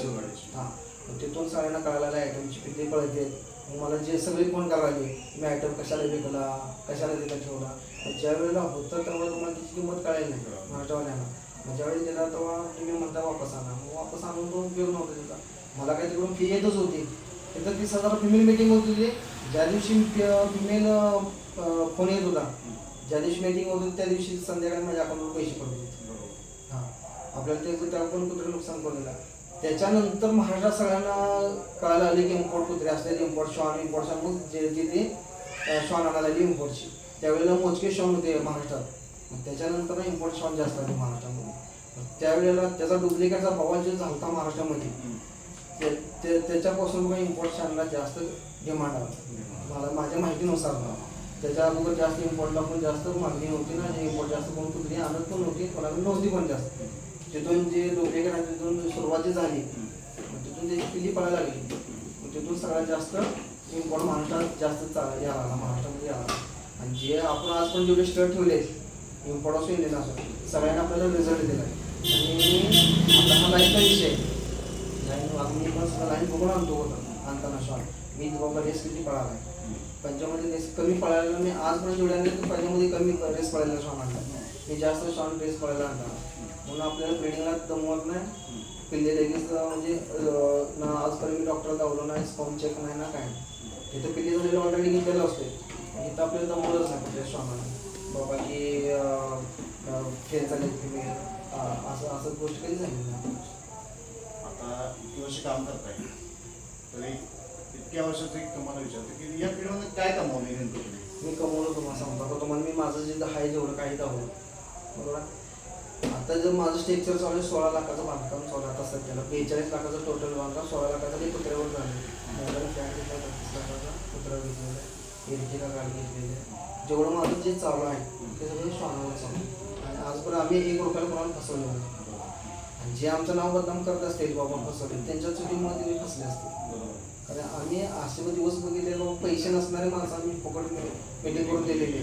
हां असे किस्से आहेत आमच्याकडे असे किस्से लय झालेले आहेत आणि फसवणारे पण क्षेत्र ह्या शॉर्ट क्षेत्रात फसवणारी माणसं जास्तीत जास्त अशा गोष्टी आता तुम्हाला पैसे देतो आता काल परवाचं उदाहरण आहे की मीटिंग करून गेले आपले पैसे अडचण होती पैशाची बाबा म्हटलं ठीक आहे तुझी अडचण आहे तर तू थोड्या दिवसात पैसे दे आपण तुम्ही हे पण समजून गेला पाहिजे पुढच्या माणसाची अडचण काय अशा गोष्टी अशा काय कारण असं नाही की बाबा सगळी माणसं तुमच्याकडे पैसे घेऊन आहेत आणि 99% माणसं थोडं पैसे ठेवूनच मीटिंग केलेली असं हे श्वान मालकांना पण आणि मिस्टरवाल्यांना पण जाणून घेणं पाहिजे की बाबा पुढच्या जेव्हा काहीतरी परिस्थिती असेल प्रॉब्लेम असं आता सगळे काही पैसे नसतात आणि सगळ्यांनाच पैसे नाटकं कोणाला करू शकतात त्यामुळे श्वान मालकांना हे लक्षात ठेवलं पाहिजे पुढची परिस्थिती काय पुढचा पैसे तुमचं कुठं बुडत नसतात पैसे येत असतात तर बुवाने सुद्धा काय काय ठिकाणी पैसे घेतले आणि नंतर पैसे घेतले कारण आम्ही पण त्याच्यावर मीटिंग करून आणली स्टार परफॉर्मन्स फिमेल भरायची होती ह्याच्याकडून जेनेसनरची गोवाकडून महेश भाऊची जरा पैशाची अडचण होती त्यावेळेला गोवामध्ये तुमचे पैसे अडचण असले तर तुम्ही नंतर पैसे द्या असे काय काय जे श्वान मालक आहेत जे म्हणजे माणुसकीला जाणते आहेत आणि काय काय जण असले पैशाविषयी असलं बाबा तू काही घेऊच नको म्हणणार त्या श्वान मालकांना सुद्धा समजून घ्यायला पाहिजे की आपल्याला घेताना सुद्धा काही पैशाची अडचण येते ते बाबा आपण 4 माणसाला पैसे मागून घेतोय किंवा आपल्याकडे पण तेवढं बजेट नसते डायरेक्ट श्वान जर पसंत पडलेला असतोय पण बजेटच्या बाहेर गेलेला असतो मग त्यावेळेला मित्र जावं तुम्हाला आता मी पण आयटम घ्यायच्या वेळेला मला पैसे अडचण होती किंवा माझ्या वेळेला पण मला मित्र पैशाला गरज केली त्याचे नाव पण घेतो अभिनंदन भोसले रेल्वेमध्ये जे TC आहेत छत्रपती शिवाजी पुरस्कार आहे त्यांना इंडियासाठी गोल्ड मेडल गेलेलं आहे सायकलिस्ट आहे तिने मला लाख रुपयाची मदत केली पंढरपूरचे 2 मित्र आहेत सुनील म्हणून एक आहे दत्ता भाऊ तिने मदत केली टोपीने मदत केली परत आमच्या गावाचे अक्षय आहे राहुल आहे मित्र मदत करतात आपल्याला त्या मालकाने सुद्धा श्वान मालकाने सुद्धा कळायला पाहिजे बाबा की पुढच्याला काहीतरी अडचण असणार आहे जात ठेवली पाहिजे हां त्या गोष्टीत झालं आता ह्याच्या बाबतीत म्हणा राहुलच्या बाबतीत म्हणा जे आपल्याला मदत केलेले आहेत त्यांना मी कधीच त्या पैशाचा उल्लेख आपण कधीच केला नाही त्या ठिकाणी बाबा तुझी फिमेल आहे फक्त सांग मला की ह्या दिवशी मीटिंग होणार आहे कारण की अजून काही वेळेला बुकिंग असते त्याच्यानुसार ॲडजस्टमेंट करून मीटिंग करा आता काल परवा माझ्या मित्राच्या ह्याच्या चुलत भावाची माझी मीटिंग केलेली आहे मी पुराची फिमेल आहे 1 रुपयाचं तिथं आपण काय मागणी नाही ना काय नाही मित्राच्या आपण मीटिंग करून दिलेली त्यावेळेला त्या श्वान मालकाला सुद्धा कळायला पाहिजे पुढची अडचण पण समजून घ्यायला पाहिजे अशा गोष्टी मग पुढच्याला जर पैसे नसला तर तुम्ही ती गोष्ट दावू नका समजा तीच पेमेंट तुमच्या मीटिंग झाली त्याची जर पिढी पळाली रिझल्ट भविष्यात निघणार बरोबर आहे त्याच्यावर तुम्ही आवर्जून सांगू शकताय की बाबा ही फिमेल आपल्या मीटिंग करून घेऊ आणि मेन मुद्दा हा जे श्वान ज्याच्याकडे मेल आहेत तो सांगतो माझा मेलचा बच्चा आज इथं नंबर केला मी तिथे केला पण पराभव झालेलं कोण सांगत नाही बरोबर दिसायला बोट 10 असतात फक्त तुम्ही एकच बोट दाव पण 10 बोट का दावू शकत नाही बरोबर फक्त ते श्वान मालक आहे ना आपला रिझल्ट दावून तुम्ही सांगू नका सगळ्या जगाला की हरलेत माझ्या मुलाला शिकवला ना सांगणारा माणूस पाहिजे ठामपणे नाही माझ्या हार्यात पण सांगू नका पण एक गोष्ट तरी करू शकता की तुम्ही त्यांना पाठबळ द्या जे हरलेत ना त्यांना पाठिंबा द्या त्यांना त्यांचं नॉलेज वाढवायचा प्रयत्न करा त्यांची कुठं कमी पडायला हवं ते पण पाठबळ देणं गरजेचं आहे आणि त्या मालकाला सुद्धा सांगू नये की बाबा त्याच्या श्वानचे बच्चे आमच्या श्वानच्या ह्याने हरवलेले बाबा त्याच्याकडून काय तर कमतरता झाली असेल त्याच्याकडून प्रॅक्टिकल कमी पडला असेल, त्या कुठल्या गोष्टी कमी पडल्या असेल त्यामुळे हरकत. आता राहुल आहे मी श्वान क्षेत्रात आम्ही लय दिवसापासून नाही, आम्ही लय कुत्रे तयार केले. महाराष्ट्रात ग्राउंड नाही तसं आमचं ग्राउंड आहे ना, खडा बघायसारखा खडा नाही असं ग्राउंड आहे. आम्ही प्रॅक्टिस घेतोय, जे बाहेर घेते ते सगळ्या गोष्टी आम्ही करतोय, पण आम्हाला त्यात लकच नाही. आम्हाला स्टडमध्ये लक लागले, आम्ही स्टडचं करतोय. आम्ही कमी कमी 20-25 कुत्रे तयार केलेत मी रेसाठी, पण आपल्या त्यात लकच बसत नाही. आता राहुल पण तयार केले तर राहुलचं पण लक नाही. आता आम्ही तरी पण आम्ही हार मानत नाही. राम लक्ष्मणचा वनवास 14 वर्षाचा होता, माझा 18 वर्षाचा वनवास आहे. 18 वर्षानंतर ही ट्रॉफी भेटली मला टेंभुर्णी मैदानाची. रामचा विषय आता राहुल माझ्या क्रॉस पिल्लं नाही. हां पण क्रॉसच्या मनानं पण ती पिल्लंही चांगली पळवते. मी बघितली 2-3 दिवसांनी काढली माझ्यासमोर पिल्लं. क्रॉस म्हणण्यापेक्षा ते कारवान माझी पिल्लं आहे, इंडियन आर्मी कारवान माझी पिल्लं. बरोबर आहे. पण पिल्लं ठेवल्यात जपल्यात चांगली. हां. मी बघितली पिल्लं, म्हणजे यांचे मित्र आहेत अंकुश मावस भाऊ. 2 पिल्लं त्यांनी नेलेत आपल्याला. पण त्या हिशोबानं मेहनत त्यांनी चांगली केल्या पिल्ला पळवल्यात पण चांगलं. पण त्यावेळेला असं असतं पिल्लक पाहिजे, पिल्लं असतं. त्याचं आपलं नशीब पाहिजे. आता आम्ही एवढे तयार केलो पण आमचं नशीबच नाही त्या गोष्टी. आम्ही एवढं करतोय, आम्ही इथून जातोय रेससाठी, आमची पण धडपड आहे. असं नाही की बाबा की आम्ही ह्या क्षेत्रात लांब आहे. आम्हाला पण विचारायचं बाबा तुम्ही रेसला का तयार करता, तुमच्या रेसला का पळता. पण आमचा आम्हाला पण प्रॉब्लेम माहिती आहे, आम्ही मस्त तयार करतोय पण आमच्याकडे घडणं झाली त्या गोष्टी, सगळ्या गोष्टी करतोय पूर्ण वाईट देते, प्रॅक्टिस चांगली पाहिजे, पण आमचं ते नशीबच नाही ना त्या चिकाटी पण पाहिजे. या चिकाटी चिकाटी कसं आहे, कसं आहे? तुम्ही एवढं होऊन सुद्धा अजून बाहेर पडले नाही, नाही. या अजून क्षेत्रात मला असं आहे एक काय नाही म्हणा. एक नाही दिवस पळणार. अशा आहे आमची. मग हेच मला म्हणायचं आहे की या फील्ड मध्ये उतरताना सुद्धा चिकाटी ज्याला आहे 2007 पासून तयार केले, 2007 पासून तयार केले. 2026 ला मला ही पहिली ट्रॉफी भेटली. 2026 ला 18 वर्षानंतर मला ट्रॉफी भेटली. 18 वर्ष मी संयम काढले. आता काय जण 1-2 वर्ष बघतात, एखादं 1-2 कुत्रं पाळतात, त्यात लगेच हार मानते. जिद्द आहे ना, तुम्ही जिद्दीनेच करा. मग अशा नवीन माणसांसाठी काय तुम्हाला सांगायचं? नवीन माणसासाठी हे सांगतोय मी, माझं स्वतःच उदाहरण सांगतोय. 2007 पासून ह्या क्षेत्रात आहे. 2026 ला मी पहिली ट्रॉफी घेतली, ती पण 3 नंबरची घेतली आहे. जिद्द सोडू नका, चिकाटी सोडू नका. आपल्या जनावरावर आपला विश्वास ठेवा. तुमचे जनावर येतील, जातील, तयार होतील, तर तुम्ही स्वतःची हार मानू नका. आता आम्ही एवढे कष्ट घेतोय, पण आम्ही स्वतःची हार कधी मानली नाही. आणि आम्ही स्वतः घरची ब्रिडिंग तयार केली. कारण बाहेरचं ब्रिडिंग तुम्हाला कोण कसा देईल, काय देईल, काय सांगू शकणार. आज महाराष्ट्रात हे चालू झालंय की असणार कुत्रे एकाच आणि सांगणार माझ्या ह्या कुत्र्याचं आहे म्हणून असं तुम्हाला देणार. पण ती ब्रिडिंग तुम्हाला माहित आहे का बाबा त्याचंच आहे हे माहित नाही. स्वतः तयार करा, बच्चे तयार करा, स्वतः ब्रिडिंग तयार करा आणि स्वतः पिल्ली पाळा. तुम्ही त्या गोष्टी फसवत नाही. हां आणि स्वतःचं नॉलेज जोपर्यंत माणूस वाढवत नाही, आणि ज्यावेळी नॉलेज कधी येणार आहे, ज्यावेळी माणूस खस्ता करतो त्यावेळेस माणसाला स्वतःचं नॉलेज वाढवायची हुरूप लागते. हां कारण कसं आहे, पटकन घेतलं सक्सेस मिळत राहिला की त्यात नादात राहतोय. हां त्यातनं जर मधनं दणका बसला एखादा की पुन्हा तो त्या कामाला नाराज होत नाही. आणि ह्या क्षेत्रात असं झालं की आम्ही पहिल्यापासून मेटिंगमध्येच आहे. पहिले जे फिमेल मेटिंगला येत होत्या, कारवानी, पिसोरी, टक्केवारीला कमी, आता एवढी टक्केवारी वाढलेली आहे की तुम्हाला कोण सांगू शकत नाही की बाबा बघणार सुद्धा सांगू शकत नाही की बाबा ही ओरिजिनल का क्रॉसरची.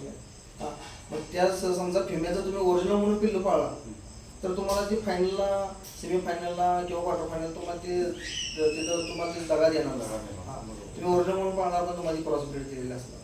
म्हणून फसण्यापेक्षा स्वतः तुम्ही फिमेल चांगली तयार करा, घरात चांगली पाळा, त्याची बच्चे घ्या आणि त्याची बच्चे पळवा. दुसऱ्यावर तुम्ही अवलंबून राहा. तर आता आपण जवळपास 2-2.5 वर्ष चॅनल सुरू केले. तुम्ही याच्या आधीचे माझे व्हिडिओ काय बघितलेत नाही बघितले मला पण माहित नाही. तुमचे व्हिडिओ चॅनल सुरू करण्याचा काय फायदा होईल काय आपल्या क्षेत्रात, आणि चॅनलमध्ये तुमचं या चॅनलमध्ये बघा तुमचा मी पहिल्यापासून व्हिडिओ बघितलेले आहेत.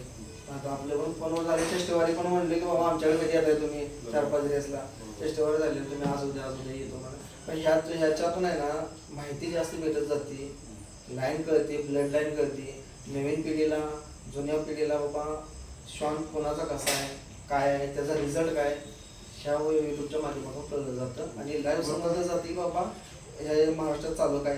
आता मला वाटतं ग्राउंडवर फोकस करणार मी, एकमेव असं आहे की मी फक्त ग्राउंडवर फोकस करणार. हां म्हणजे फक्त माझ्या स्वार्थापुरतं असं नाही.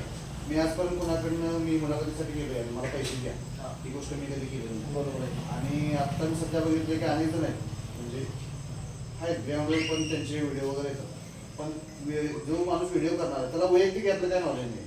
आता मी स्वतः ग्राउंड ठेवतो त्यामुळे मला बऱ्यापैकी यातली माहिती आहे. त्यामुळे आपलं चॅनल चालू आहे, चांगल्या पद्धतीने चालू आहे. माझा परफॉर्मन्स कमी आहे तसं बाहेर गेलं तर, हा. कारण मीच व्हिडिओ करायला जात नाही. बरोबर आहे. मला आता एवढ्या जणांचे फोन येतात, दादा तुम्हाला पैसे देतो आम्ही पण आमच्या व्हिडिओ करायला. मग काहींचं प्रमोशनसाठी असेल, म्हणजे जसं तुमच्या स्टडची मिळेल तर मला स्टडवाल्यांचे काही जणांचे फोन येतात की माझ्याकडे या, तुमचं काय असेल ते पेमेंट देतो आमची चॅनल. पण काय झाले, मला पण माझ्या कामातनं बरोबर, याच्यात time बाहेर पण कुत्रे जास्त, मला पण वेळ मिळत नाही. या सगळ्यातनं ताळमेसातून आज आपण नियोजन केलं. माझं 2-3 वेळा माझं बोलणं झालं होतं, बरोबर, चालेल. यायचं नियोजन होत होतं, पण आणि अंतर बघायचं आणि म्हणायचं गेले आज तुम्ही संध्याकाळला 2 वेळा फोन केलेला, त्यावेळेला आपल्याकडे इम्पॉर्ट नव्हता. लांबचा काय असा विषय नाही आहे. काय झाले आता व्याप मागे जास्त आहे, हा. घरी कुत्री बाहेर पण जास्त आहे, बरोबर आहे. धंदा आहे, पुन्हा सगळं घर वगैरे सगळं मागं पुढे सगळं बघून आहे. जनावर घरात असलं की माणसाला हलून बघून चालू काढलं. आता काय काय ठिकाणी आम्ही फिमेल डिलिव्हरी होणं झाली, पिल्ले अडकलेले आहेत. जाऊन आम्ही रात्री 12-1 वाजता जाऊन आम्ही डिलिव्हरी केली. बरोबर आहे. हा. पुढची अडचण पण आपण पण समजून घ्यायला घ्यायला पाहिजे. हा. बाबा जो आपल्याकडे आलाय का म्हणून आपल्याला फोन लावला असेल ते आपल्याला पण कळायला पाहिजे. माझ्याकडे एवढी जण आहेत तर तिकडे फोन केला नाही आपल्याला. आता एखादा तुम्हाला सांगतो 2 पिल्ली कोरल्याला, पिल्ली झाल्यानंतर 2 पिल्ली कोरल्याला, 2 पिल्ली मेल्यात म्हणून गावला मला व्हिडिओ कॉल करून गावला. मी म्हणलं पिल्ली मेलेली नाही, तुम्ही म्हणलं पिल्ली साफ करा आणि छातीत थोडं प्रेस करा आणि तोंडा फुका. तोंडा फुकल्यानंतर लाईव्ह मध्ये जा, तोंडा फुकल्यानंतर ना पिल्ल्यानं उचकी घेतला. पिल्ल्यानं उचकी घेतल्यानंतर ना पिल्लू श्वास घ्यायला चालू केलं. मग ते मला अगोदर जर फोन लावला नसता तर मी ती 2 मेले म्हणून पडलेली पिल्ली जिवंत राहायची असतं. त्या टायमाला ती गोष्ट कळायला पाहिजे माणसाला. आता तुम्हाला मध्ये आता व्हिडिओ लावला, फिमेल अंगात काय ताकद नव्हती, रात्रभर फिमेल त्रास करतो, पिल्ली जाऊन मी डिलिव्हरी करून काढली, ओढून काढली पिल्ली. म्हणजे पिल्ली सगळी सक्सेस जिवंत होती. पण अडचण होती त्याची, बाहेर न्यायची ताकद नव्हती त्याची, मी डिलिव्हरी करून घेणार. म्हणजे आपल्या पिढीमध्ये हे पण एक गोष्ट वाटली पाहिजे की एखाद्या अडचणीवर मदतीला यायला पाहिजे. आता तिथे गेलं असतं तर डॉक्टर म्हणला सिलर करायला लागेल 5,000 रुपये जातील, तर त्याची ताकदच नाही ना 5,000 रुपये भरायची, तर जायची ताकद नाही. मग आपण पण गेलो बाबा मुलं जनावर आहे मारण्यापेक्षा आपल्याला काय प्रयत्न होते का बघावं म्हणतो. आपण प्रयत्न केला. माझा पण तो पहिलाच प्रयत्न होता, मी सक्सेस करून दिली त्यांना पिल्ली 5 झाली. म्हणजे सांगायचं काय आहे, आपलं पण नॉलेज थोडंफार वापरायला लागते. हा. सगळं जर दुसऱ्यांच्या बुद्धीने चालायला गेलो आपण नाही, तर चालायचं. माणूस टिकत नाही, नाही. खरं सांगायचं. आणि आपल्या अनुभवाप्रमाणे आपण शिकत जातोय. हो.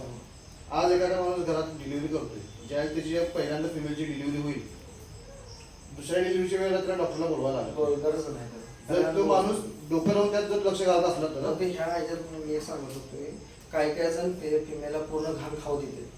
ती घाण खाऊ द्यायला नाही पाहिजे. ती पूर्ण त्याची घाण बाहेर आल्यानंतर कट करून ब्लेडपणा साफ ब्लेडपणा कट करून तुमचा एक व्हिडिओ बघितलेला आहे त्या पद्धतीने डिलिव्हरी करून तिने घाण टाकली. घाण जर खाल्ली तर दुधात इन्फेक्शनचं प्रमाण वाढते आणि पिल्ल्यांची मृत्यू वाढते. मग ही जास्त गोष्ट सांगत नाहीत कोण. ज्यांना अनुभव नाही ना ते पिल्ल्यांची घाण खाऊ देतात, पिल्ल्यांना चाटू देतात आणि म्हणत पिल्लं साफ करून फिमेल पाशी ठेवा. आपण आता सध्या लाईव्ह मध्ये व्हिडिओ असा करून टाकला होता, कारण माझ्या वैयक्तिक घरात 2 वेळा तसं झालं झाली आणि पिल्लांनी गिरामध्ये हा प्रॉब्लेम जास्त आहे. प्रॉब्लेम दुधात इन्फेक्शन होते. 30 ते 40% लोकांकडे असा विषय की पिल्लं होताना व्यवस्थित झालेच माझ्या, पण एक 3-4 तासानंतर किंवा 1 दिवस पूर्ण गेल्यानंतर रात्री पण पिल्लं व्यवस्थित आहे, दुसऱ्या सकाळपासून एक मारायचं. कारण तुमची ज्या वेळेला फिमेल बच्चे देणार आहे, संध्याकाळी बच्चे देणार आहे, तर फिमेल त्याची सकाळी खात नाही, संध्याकाळी खात नाही. ती उपाशी पोटी असते, म्हणजे पिल्ले चाटलेली ती काय घाण ठेवत नसते. ते घाण खाल्ल्यामुळं दुधात इन्फेक्शन होतं. दुधात इन्फेक्शन झालं का पिल्ल्याने इन्फेक्शन झाले, पिल्ले मरायला चालू होते. ज्या पिल्ल्या फिमेलची बाबा व्यवस्थित नाळ कट करून त्याची घाण जी ज्या मालक फेकून देतो ते पिल्ले मरणारच नाही. इन्फेक्शन होतं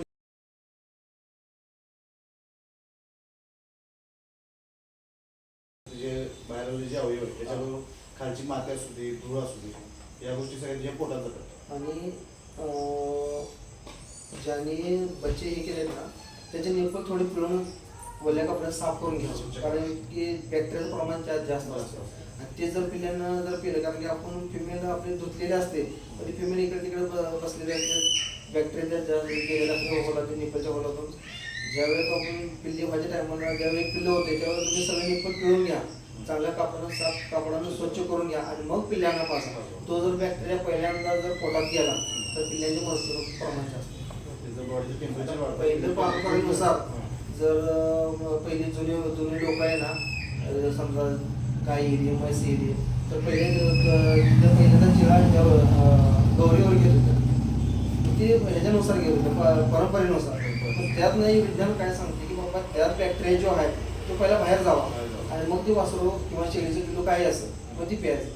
मग जे डायरेक्ट पिलं तर त्याला बॅक्टेरियल प्रमाण होते आणि ते जनावर कुठले घाणीतच असते जास्त करून, कारण पूर्णपणे आपली घराची जागा साफ नसते, गृहमातेमध्ये बसले असते. त्यामुळे बॅक्टेरिया प्रमाण जास्त होते त्यात. म्हणजे मालकानं फिमेल मालकानं हे जर आपलं जर जाणून घ्यायचं बाबा की पहिला पिल्लं झाल्या निपल साफ करून घ्यायला.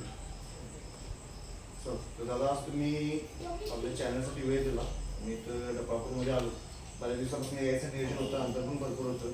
1-2-3 मुलाखतींचं आल्याप्रमाणे भागात नियोजन करायचं ठरवलं आणि मुलाखत सुद्धा अतिशय चांगली झाली. तुमचं आणि राहुलदादांचं मी चॅनलतर्फे आभार मानतो. धन्यवाद. तर शक्तिदादा, आता आपण तुमच्या केनलवर आलो आहे.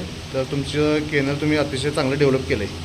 तर पहिला केनलबद्दल डिटेल द्या. हे जे केज बनवलेत, एक केजबद्दल डिटेल द्या. किती बाय कितीची केज आहेत आणि उंची किती आहे? 4x4चे बरं. आणि पण 4 फूट आहे. वरती मी काय जाळी लावली नाही आणि कॅनल माझा पूर्व पश्चिम आहे. बरं. लांबी अशी माझी 30 फूट लांबी आहे. बरं. बाहेरून इथपर्यंत 30 फूट आहे हां. आणि हे रुंदी 8 फूट आहे. बरं. नवीन बांधकाम चालू आहे, पूर्ण बांधकाम झालं नाही, बरं. तोपर्यंत चालू केलं कारण पहिला माझा कॅनल होता तो मी पाडला आहे. दुसरी केलं आज हे 8x6x6 जी आहे. ठीक आहे. मी एसीचं हे आता तुमचं कायमस्वरूपी कायमस्वरूपी केंद्र राहणार आहे. राहणार आहे. तिथं पण मी एसीचं नियोजन करणार आहे. आता बरं. तोपर्यंत फॅन लावले 2. बरं. तिथे फॅन लावलेले आहेत, लाईट आहे, पाण्याची सोय 24 तास आहे. आपला कॅनल स्वच्छ असतो, कधी घाण नसते, काय नसते, पूर्ण स्वच्छ आता तुम्हाला क्लीन दिसेल. पाण्याची सुविधा केलेली हे आहे. या साईडला बेल्ट वगैरे अडकवायसाठी केलं. केलेलं आहे. तिकडं रशी काढण्या बिण्या अडकवायची सोय. तिकडं मास्क बिस्क लागेल ते हे सप्लिमेंटसाठी केलं. सप्लिमेंटसाठी पडू नये म्हणून इथं बॉक्स केला आहे मी. ओके. काय असलं वैयक्तिक वरच्यावर असलं तर इथं ठेवून मी करतो. हां. ते मास्क बिस्क लावायचं, तर जे आपलं काय लागलं मेडिसिन लागलेलं असं सगळं माझं नॉर्मल तुमचं सगळा सेटअप इथंच आहे केनल. तारखे असतात आपल्या मेकिंग कुठलं काय असेल तारखेला स्कॅनर मेकं लावलेला आहे. आता आपण बघतो इथं पाण्याचं पण नियोजन केलं आहे तुम्ही. पाणी खाणं असते आपल्याला सगळ्या पाठीचं प्रमाण केलेलं आहे. ओके. आता मला तुमच्या श्वानांची डिटेल द्या. आता जे तुमच्याकडं आहेत ब्रीडिंगसाठी कोणते आहेत? ब्रिडिंगसाठी इंडियन ब्रीडमध्ये पंजाबमध्ये चांगला प्रकार हा हां. गुडन्यूच्या लाईनचा आहे. रॉक नाव आहे. त्याच्याकडे पुराच्या फिमेल सारखे मेटिंग होत असते. बरं. किती वयाचं आहे? त्याचा 14 वर्ष चालू आहे. मुलीसाठी आणलेला बरं. तर थोडी इंजुरी झाली आल्यानंतर. ओके. हाईटला नेमणं चांगला आहे, ओके. उंची चांगली आहे, छाती चेस्ट हा जी चेस्टचा भाग आहे हां. हा चांगला आहे, गाळा चांगला आहे. बरं. शरीरयष्टी पण चांगली आहे सर्व. चांगला आहे, चेहरापट्टी चांगली काय काय कलरमध्ये पिल्लं टाकतोय? जे सगळे कलरमध्ये पडलेले आहेत. बरं. म्हणजे टोटल सगळेच कलर टाकतोय. जेवढं ग्रेहॉन्डमध्ये कलर आहे बरं. सगळ्या कलरमध्ये पडलेले आहेत. रजिस्टर्ड फी अंदाजे काय सांगताय? शेती क्रॉसला मी 5,000 घेतोय. ओके. वरण्याचे फिमेल एक 3-4 मीटिंग केले, 10,000 मीटिंग केले. बरं बरं चालेल. आणि बघून बघून असते. ओके. हा इम्पॉर्टचा आहे, ऐशवेली हां. आयरिश लाईनचा आहे, क्रॉसिंग लाईनचा आहे. कुठं बरं. बच्चे बिचे चांगलं फुल साईजचे आहेत, माप चांगला आहे. बच्चे तुम्हाला बरं. होतो आता 9 महिन्याचा ह्याच्या हाईटला बरोबर ह्याच्या हाईटला ऐश्वेली नाव आहे काय? ऐशवेली नाव आहे. काय वय आहे याचं? त्याचं पण 14 वर्ष चालू आहे. बरं. ब्लड लाईनबद्दल काय डिटेल आहे का? ब्लड लाईन क्रॉसिंग लाईन आहे. ब्लड बरं. लाईन चांगली आहे ती. बरं. लाईन पण चांगली आहे आणि मी स्ट्रक्चर बघून कुत्री घेतो. बरं. कधी चेस्टला मोठी असावी कारण की आपल्याला पळवायची कुत्री बरं. त्यासाठी. पिल्लं काय कलरमध्ये टाकतोय? पिल्ले सगळ्या कलरमध्ये टाकलेले आहे. बरं. कलर आहे. मी जास्त करून छाती मोठी असलेली कुत्री बघून घेतो पहिल्यापासूनच. बरं. आता काय सध्या मीटिंगची फी वगैरे कशी काय? त्याची ओरिजिनल 15,000 सिंगल मीटिंग, बरं. 25,000 डबल मीटिंग घेतोय. ओके. मी ह्याच्यामध्ये मीटिंगमध्ये कधी तडजोड केली नाही. कॉम्प्रोमाइज काय नाही? हा, स्टड आहे आपला चांगला तर हां. आपण चांगलं रेट नाही करा. ओके. पुढच्याची अडचण बघून आपण मीटिंग केलेली आहे. साईज पण चांगली आहे, शरीरयष्टी चांगली आहे. हा. देखना आणि श्वान आहे. ह्याचा चेहरापट्टी आहे जी पहिली हां. कुत्री येत होती हां. आपल्या महाराष्ट्रामध्ये हां. तसा खटका पद्धत आहे. बरं. चेहऱ्याला खटका आहे, त्याला लाईट जास्त करायला त्याच्या चेहऱ्याला. एवढी आता आजपर्यंत आली म्हणजे चेहरापट्टी जुन्या कुत्र्यासारखी चेहरापट्टी यायची. ओके.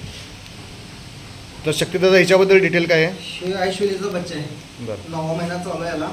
त्याच्या बरोबर हाईट आलेली आहे. बरं. त्याची आई गुडण्याच्या पुढचे पाठीमागची जुनी लाईन काढली तर ह्याची आजी होती ती बाउन्सरच्या पुढची होती. बरं. बाउन्सरच्या पुढची फिमेलला मीटिंग केला गुड न्यूज. हां. गुडन्यूच्या फिमेलचा बच्चा आहे. गुडन्यूची लाईन आहे, घरची लाईन आपली टोटल. वयाच्या मानानं लांबी रुंदी आणि साईज चांगली झाली. बरं. आणि खाणं पिणं पण चांगलं आहे याचं. आता ट्रॅक वगैरे काय दिलाय? ट्रॅक दिलाय चांगला पोझिटिव्ह. स्टार्ट फिनिशमध्ये कशी काय? चांगलं चांगलं चांगलं. आता 2-3 ट्रॅक फक्त ओढलेले बरं. हिच्याबरोबर किती पिल्लं झाली होती? ज्यावेळेस 5 झालेले गेले पंजाबला ह्याचा भाऊ. बरं. एक कवटे मकामध्ये एक अकलूजमध्ये बरं. मुंबईला गेलेले फिमेल. बरं. आणि एक माझ्यापाशी. ओके. तर शक्तिदादा, विपेट ठेवण्यामागचं कारण काय? महाराष्ट्रामध्ये बघतोय आपण सध्या विपेटचा तुटवडा आहे. हां. अतिशय चांगली फिमेल आहे. काय वय आहे याचं? तिचं वय 1 वर्ष आहे. पेपरचे फिमेल बेंगलोरमधून घेतलेले आपण. म्हणजे केसीआर रजिस्टर्ड फिमेल आहे. हां, केसर आपल्याला 50,000 रुपये पडलेले आहे. बरं. मला मागणी लय जणांनी केली फिमेलची. हां. हाऊस म्हणून पाळल्या, कधी तर ट्रॅक देतोय, हां. ट्रॅकला स्पीड लावल्या, बरं. ते हाऊस म्हणून पाळलेले आहे. ओके. मला आवड होती विपेट ठेवायची म्हणून. मग भविष्यात ब्रीडिंगसाठी भविष्यात ब्रिडिंगसाठी ठेवलेली आहे. अतिशय देखणी फिमेल आहे. तर मित्रांनो बघा, ज्यांना आपल्या घरच्या फिमेल मेट करायच्या असतील तर त्यांनी शक्तिदादांशी कॉन्टॅक्ट करायचा. शक्तिदादांचा नंबर मी आता सध्या स्क्रीनवर शेअर करतो आहे. या नंबरवर संपर्क करा. धन्यवाद.